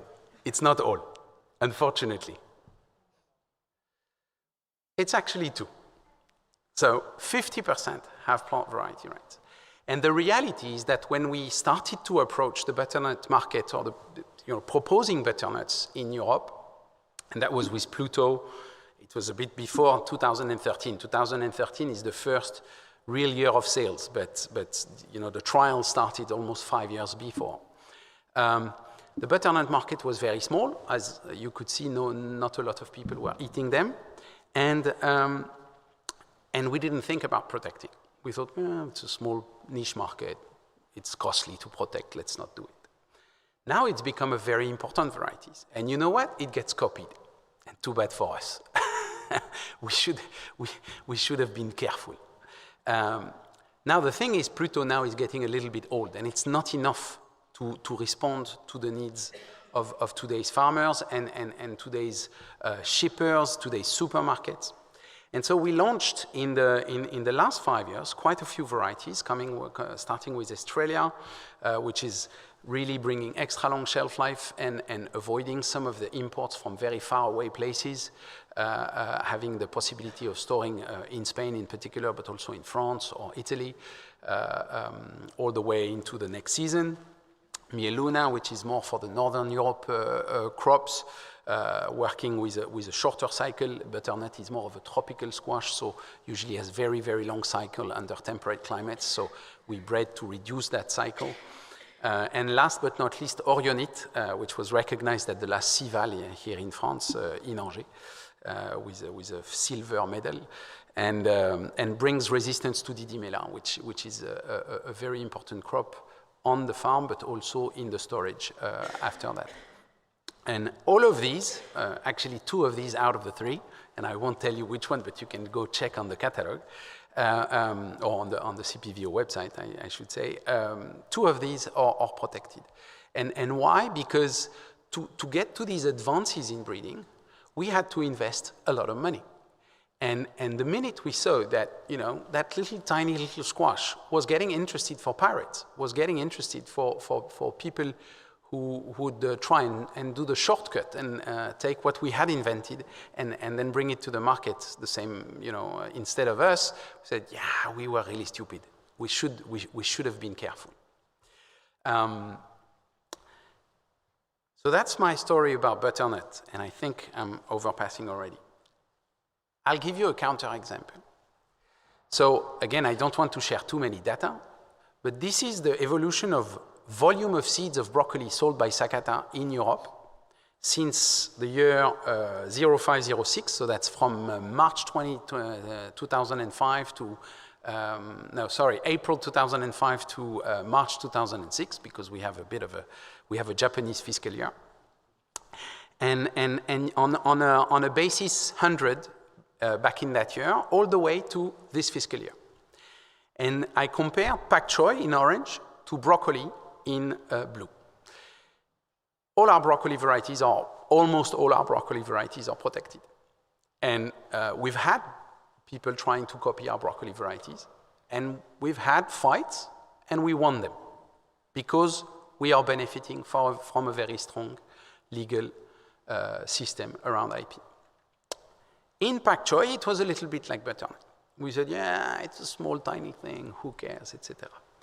And probably if I talk to my people today in Sakata, they will say the same. They'll say, yeah, pak choi, come on, it's small. Yeah, but maybe if we had protected some of our varieties in pak choi, things would have evolved a bit better, because we would have put more attention and invested a bit more, not only in the breeding, by the way, and I have a bit of a disagreement on the trademark versus other IP protection. I think trademarks are complementary in this way that they can also help bringing the message to the consumer about the quality of a certain product.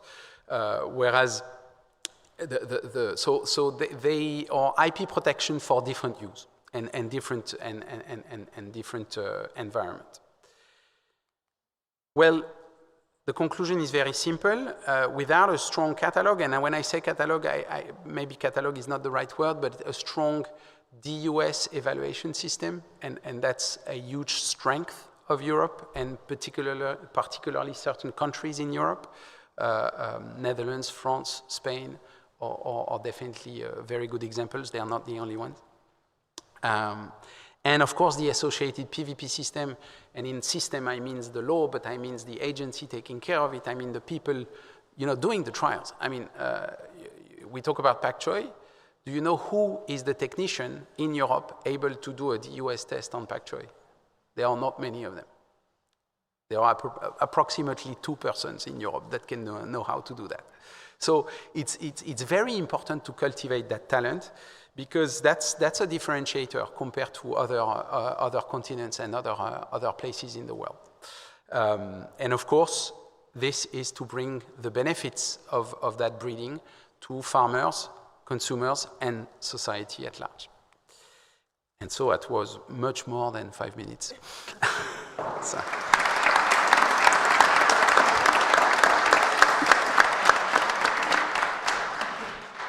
Thank you very much, Basil. Very interesting, 5 plus some minutes. It was really interesting to hear that story.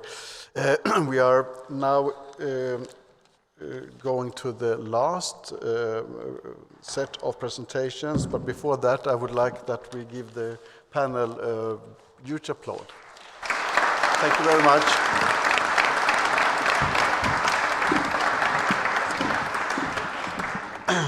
So we have gone through policy, we have gone through the role of IP, we have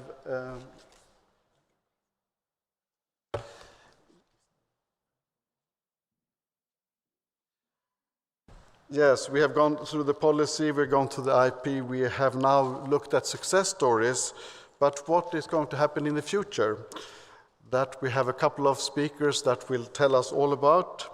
I invite Yolanda Huerta, which is the Vice Secretary General of UPOV, and Mr. Benoit P., which is, was not announced in the program, but he's here.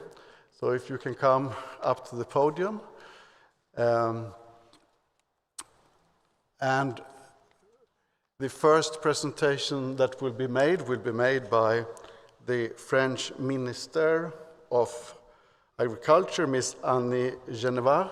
Unfortunately, she couldn't make it today, but she made a video recording, 5 minutes. So please start it. Thank you very much. Je suis très heureuse de participer, bien qu'à distance, à ce séminaire des 30 ans de l'Office communautaire des variétés végétales, l'OCVV. Vous le savez, la France a fait partie des 5 premiers pays signataires de la Convention internationale pour la protection des obtentions végétales en 1961. Cette décision s'est fondée sur une conviction, celle d'une nécessaire protection des obtentions végétales par un système spécifique différent de celui des brevets. C'est cette même conviction qui a conduit notre pays à se porter candidat pour accueillir le siège de l'OCVV à Angers en 1995 et dont la ratification prochaine de l'accord de siège, finalisé en 2024, finalisera le processus. Il s'agit là d'un choix logique, étant donné la spécialisation de la région dans le domaine de l'innovation végétale, une région pilote pour les productions végétales et horticoles. Elle regroupe plusieurs organismes de recherche et de formation d'excellence, ainsi que de nombreuses entreprises. C'est d'ailleurs pour cette même raison que la France y a installé le siège de son Office national d'examen et d'études des variétés, le GEVES, en 2009. Mesdames et messieurs, vous le savez, les défis que doit relever notre agriculture sont nombreux. Je mentionnerai le dérèglement climatique, avec une multiplication des aléas extrêmes, ainsi que la prolifération des ravageurs. Je mentionnerai aussi des enjeux économiques et notamment la nécessité d'assurer aux agriculteurs, garants de notre souveraineté alimentaire, un revenu décent. Pour y faire face, l'innovation est un levier essentiel à notre disposition. Dans le secteur semencier, plus particulièrement, elle est bien sûr un gage de compétitivité, de productivité et de performance, mais aussi de capacité de résistance aux maladies et d'adaptation aux conditions climatiques. En France, les entreprises de sélection investissent près de 13% de leur chiffre d'affaires dans la recherche. C'est une proportion considérable. Le gouvernement a la volonté ferme d'accompagner ce mouvement. La loi d'orientation agricole, promulguée le mois dernier, traduit la priorité donnée à la recherche, à l'innovation et au développement, notamment dans les domaines des semences, des nouvelles techniques génomiques, les NGT, et de la sélection variétale. En ce qui concerne les NGT, il est indispensable que les semenciers puissent bénéficier des outils les plus innovants. Je milite donc pour un aboutissement rapide du règlement européen qui leur est relatif. Il permettra de favoriser l'innovation et la concurrence tout en maîtrisant les risques et en protégeant la propriété intellectuelle. Sur cette question de la protection de la propriété intellectuelle, indispensable pour que l'innovation soit rentable, le certificat d'obtention a pleinement joué son rôle ces 30 dernières années. Il a pour avantage, par rapport au brevet, de permettre la diffusion de l'innovation en accordant la possibilité à tout obtenteur d'intégrer les innovations de ses concurrents tout en permettant aux sélectionneurs de se rémunérer. Je suis consciente du fait que le brevet pourrait prendre une place accrue dans le cadre du futur règlement européen. Se pose donc la question d'une perturbation des équilibres en place, j'en suis consciente. Les solutions doivent être trouvées pour que les obtenteurs européens, et notamment les PME, ne soient pas écartés du marché. C'est la position que la France porte et continuera de porter. Mesdames et messieurs, ce 30e anniversaire est pour moi l'occasion de réaffirmer l'engagement total de mon ministère en faveur du certificat d'obtention végétale et de l'OCVV. Ces 30 années de succès ne sont qu'un commencement. L'Office est amené à jouer un rôle plus déterminant encore dans les décennies à venir pour accompagner les mutations de l'agriculture face aux défis du siècle, favoriser l'innovation et finalement conforter la souveraineté alimentaire de l'Europe. Vous me trouverez à vos côtés sur ce chemin.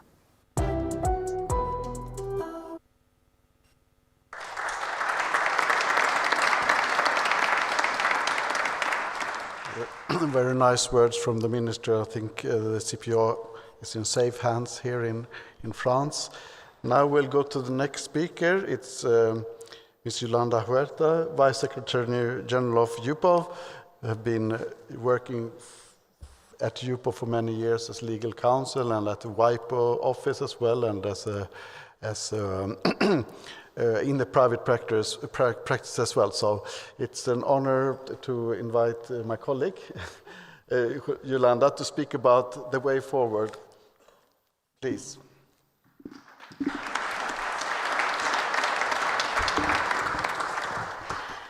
Thank you very much, Martin. It's really a pleasure to be with all of you today. I would like to start by something that yesterday we were discussing in the very beautiful, very nicely gala dinner that was organized on the occasion of the 30th anniversary of the CPVO. We all share some of our memories and stories, and in one way or the other, many of us come from farming background. And in my own case, I was born in Barcelona, but my family comes from a little village from Soria in the center of Spain. Those who know this part of Spain know that can be quite challenging. The weather conditions sometimes could be very cold or very hot weather.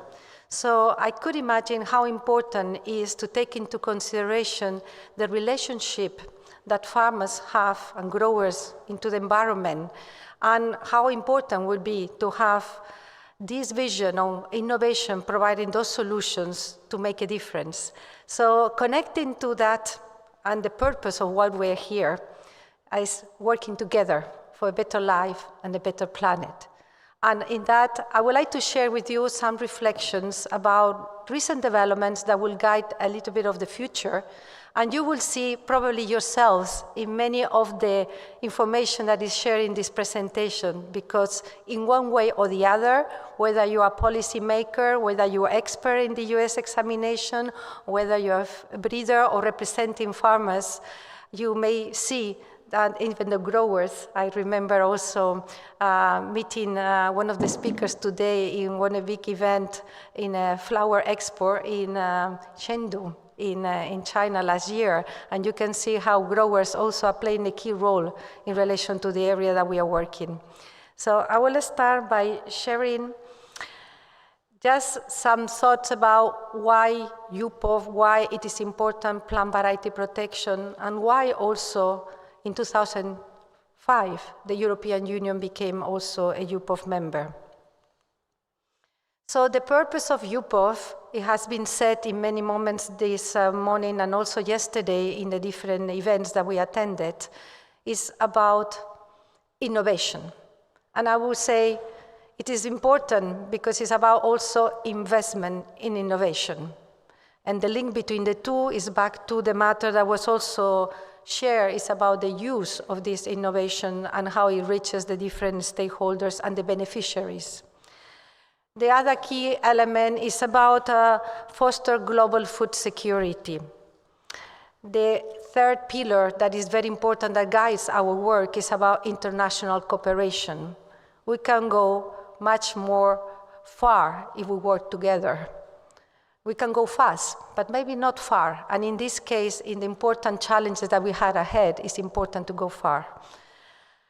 Economic benefits. We have seen how agricultural and horticultural sector are benefiting from the development of new varieties, and I'll give some examples. And then agricultural sustainability. I'm sharing with you some, I will say, images that already provide a scene on some statistics that the ones that have been gathered from UPOV members in 2023. We are getting also the 2024 with a little bit of different trends, but we're still missing a couple of UPOV members to provide the data. But the ones in 2023, you can see that in the case of new plant varieties, there were around 20 from breeders based in 4 of the European countries are in the top 5 in the filing of applications of the 10 UPOV members that receive the majority of applications. It's back to some of the message today about international dimension. There is complementarity, coexistence, and in a way, a very global dynamism in relation on where breeding takes place, where the varieties are produced, where the varieties are sold. There is a very diverse, I will say, ecosystem. In 2023, the data was that 55.7% of the total filings were filed in China. CPVO ranked second with 9.9% of the global filings. We see this year a decrease. As I said, we cannot share the data yet, but a decrease on the filings in China.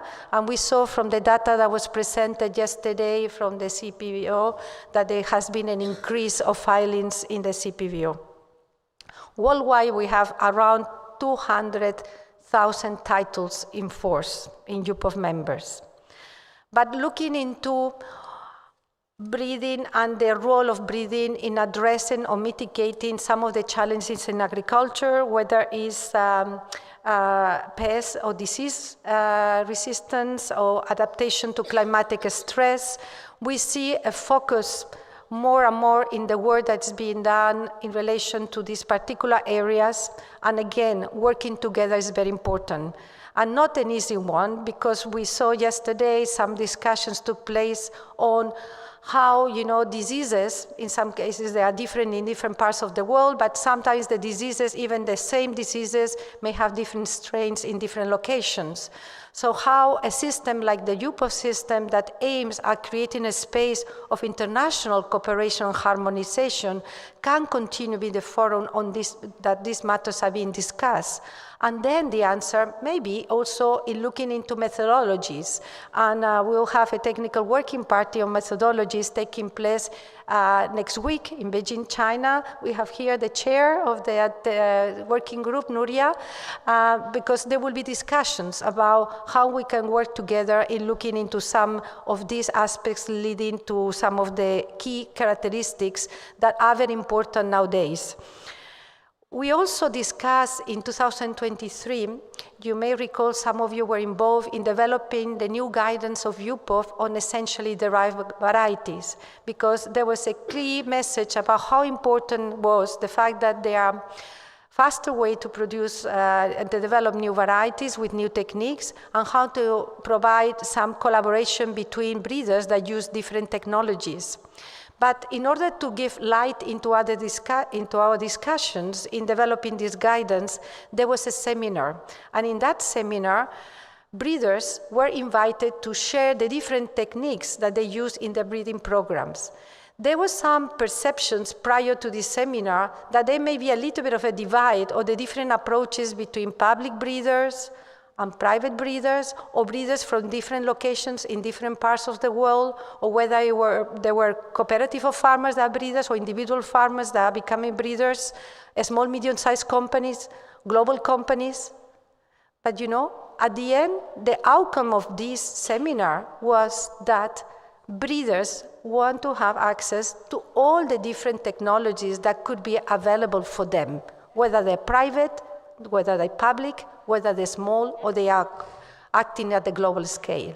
So this was really a very good message to understand that the challenges that are ahead of us, the big answer in many cases will be the fact that these technologies are available also for breeders to continue doing their work. Just an example also of the international dimension, and I'm moving also to the key topic that how we can ensure food security at the international level. And we know that the drivers of the new membership of UPOV is coming from Africa, from Southeast Asia, from Arab countries, and the Caribbean. So here we have the most recent UPOV member, Nigeria, joined in March this year. And now we have 80 members of UPOV covering 99 states.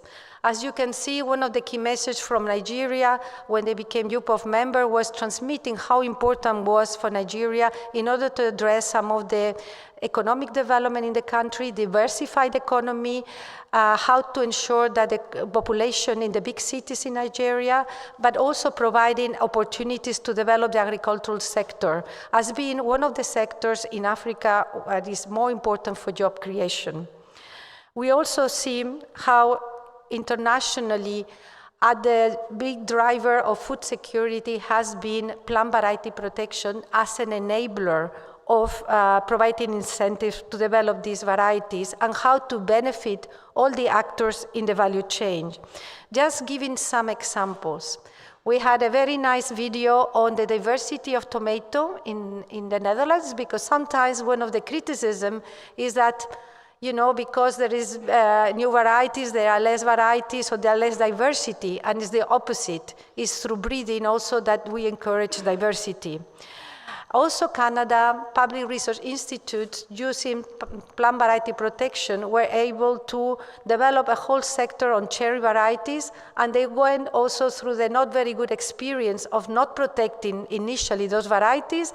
Those varieties were exported to the US, then back to Canada, providing fair competition to the growers of Canada that had paid taxes to develop those varieties. So all of a sudden, there was awareness that it's very important to protect in order also to deliver some public good varieties that are developed by public funds.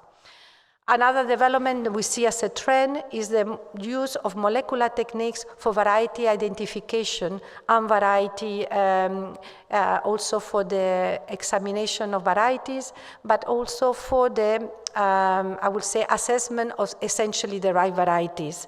So molecular techniques, this key role has been used recently in Peru in a particular infringement case of mandarin varieties. And it was very successful, and I think there would be examples presented next week in China.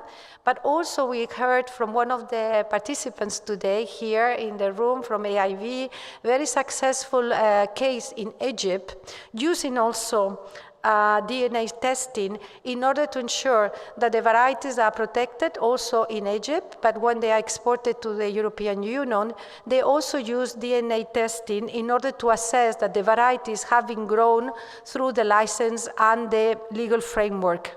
And that has been a game changer compared to the past. And I think this case relates to great varieties. Back to the international cooperation, how we continue to play an enabling environment in order to provide global solutions for the challenges ahead. If we look into some of the key messages that also I was discussing with Alain Forgeves recently, and I remember he was mentioning the shorter breeding time and commercial life cycles of some varieties will be as such a way to encourage more effective ways to grant titles. We see that there is a whole more potential on cooperation and examination in order to continue to ensure that these varieties reach sooner the farmers and the growers. UPOV is committed to digitalization, and there are different tools available through UPOV EPVP. UPOV EPP was launched yesterday in the United Kingdom. It's also implemented in Vietnam, and we have different models that will also be used by CPVO on the exchange of the US reports. So we see that if we don't make it easier to file applications and to grant titles, we will be missing some of the, I would say, expectations in this particular area.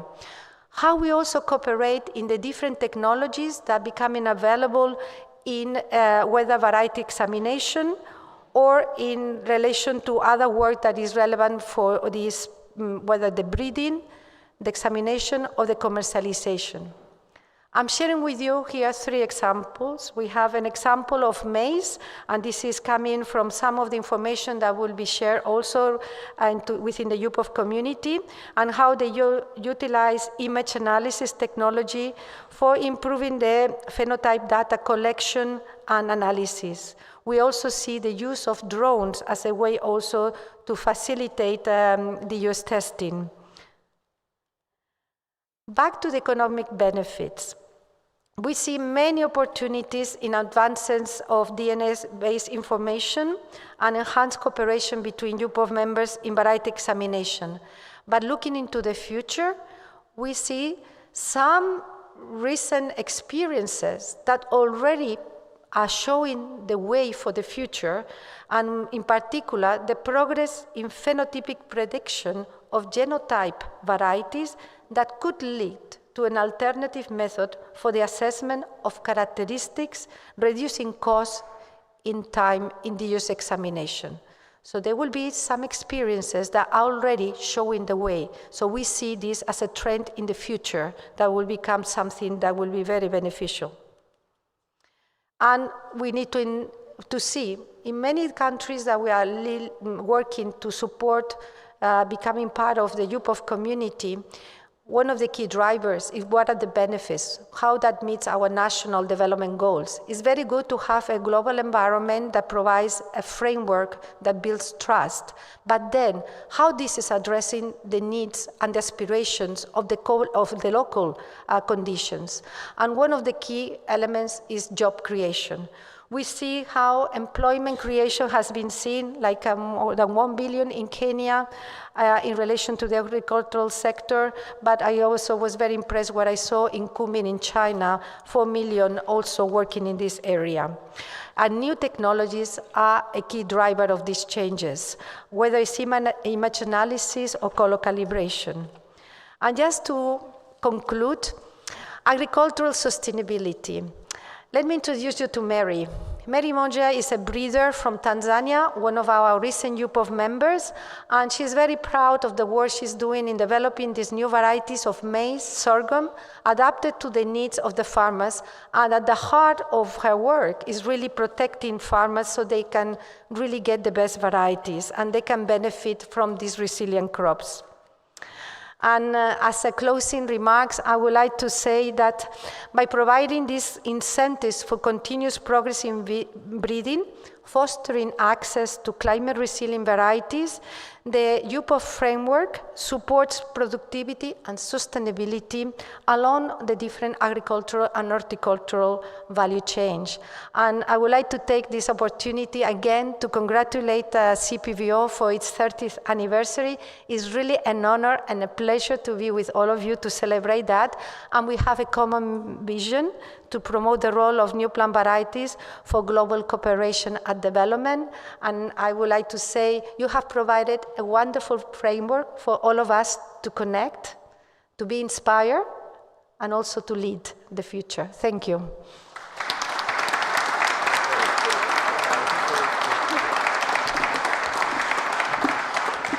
Thank you very much, Yolanda, for lifting our eyes from Europe and to the worldwide scene. We will have a last speaker. I hope you can stay some more minutes, even though you are probably getting very hungry. We have Mr. Benoit Piot, who is a local politician. He's a vice president of the Angers-Loire Métropole, the coordinator of Ukraine solidarity efforts, another, and he's also, as a third hat, the promoter of European citizenship through youth engagement. So, merci beaucoup.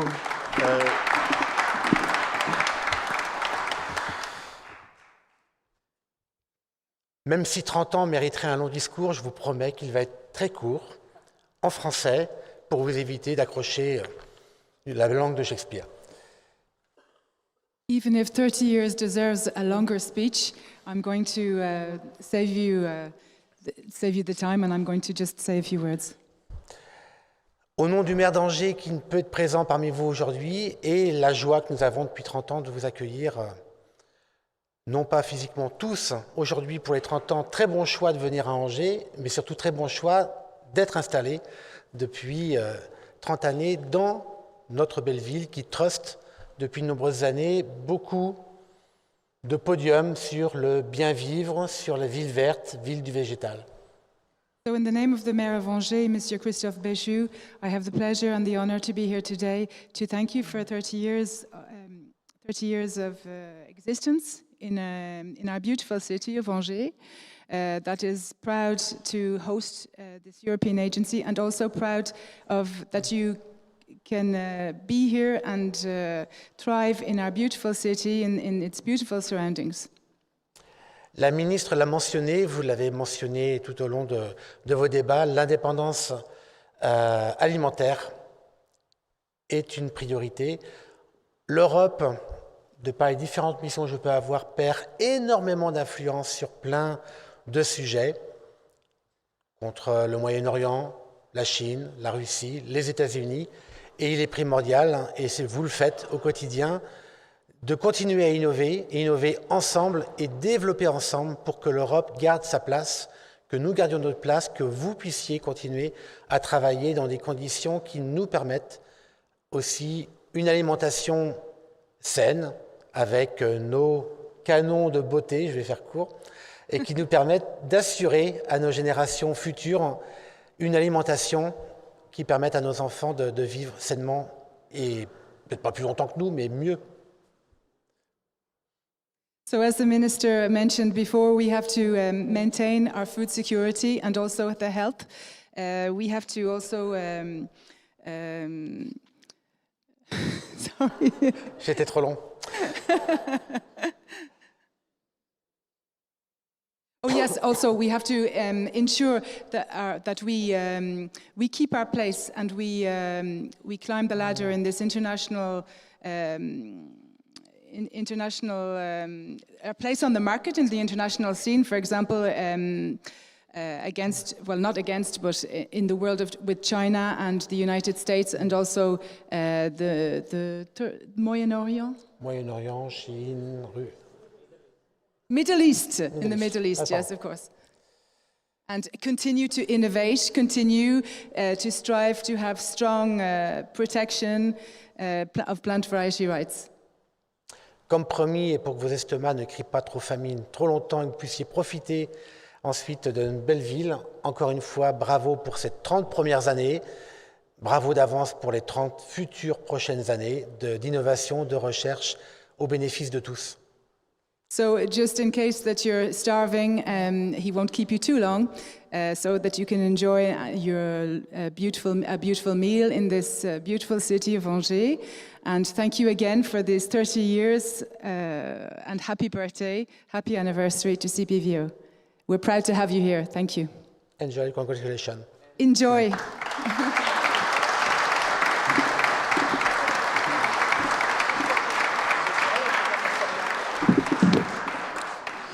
Merci beaucoup, Monsieur Pierce. Nous avons beaucoup apprécié votre présence. I think this brings us to the end of the seminar this morning. I can add, having been maître de ceremony or master of the ceremony to my CV, it was a pleasure to be here together with you all today and share these experiences. Thank you to you all. I will now give the floor to Francesco for the closing remarks. Thank you.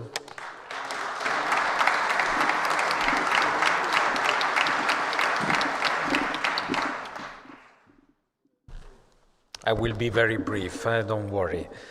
Even though I took a lot of notes, but these are for the future work that we have to do. First of all, I want to thank all the speakers and all the participants, because I do believe that what we gain here today is knowledge, is collaboration, is sharing experiences, and this is the most important message that we can deliver. It was mentioned a lot during the morning that communication is key, and I got the message of Sandra. Yes, we commit to make communication, and more communication in order to dissipate misconceptions or even, I heard, ignorance among the public. the legacy that we build today will rest for the future. And we heard that the system is appreciated, that the system delivered on its purpose over the past 30 years, but we can do things better. We can improve, and therefore we have a lot of opportunities right now to build upon what we have done until now, until today. And rest assured that the CPVO will remain a partner for the breeders and the farmers, the institutions, in order to accompany this process. We are there for that. You also heard that it's very important to build upon the collaboration between institutions, not only institutions and agencies. We had our colleague from EU IPO present in the room. I retain from his speech the importance of looking at agencies not only as registrars, but also as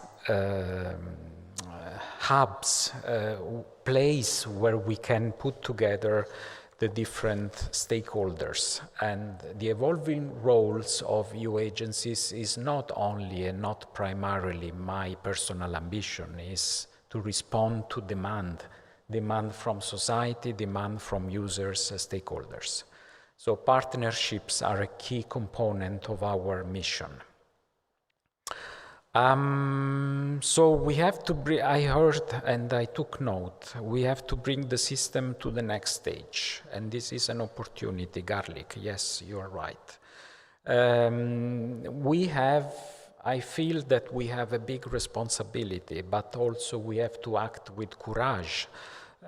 Now it's time to act, not to wait and not to stay with inertia. No, inertia is not good.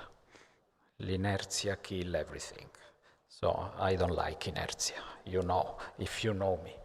So, and we also have to reflect into the evolution of DOS testing, the DOS principles and the methodologies that we have been applying so far and so forth. And you know, most of you knows that it is time for a strategic reflection and discussion on the future of DOS testing, and we have started that in the framework of the Administrative Council, where we think it is now time. On certain topics, I even believe that we are a little bit late, but we will catch up with these issues. So any IP right has a different scope and a different purpose.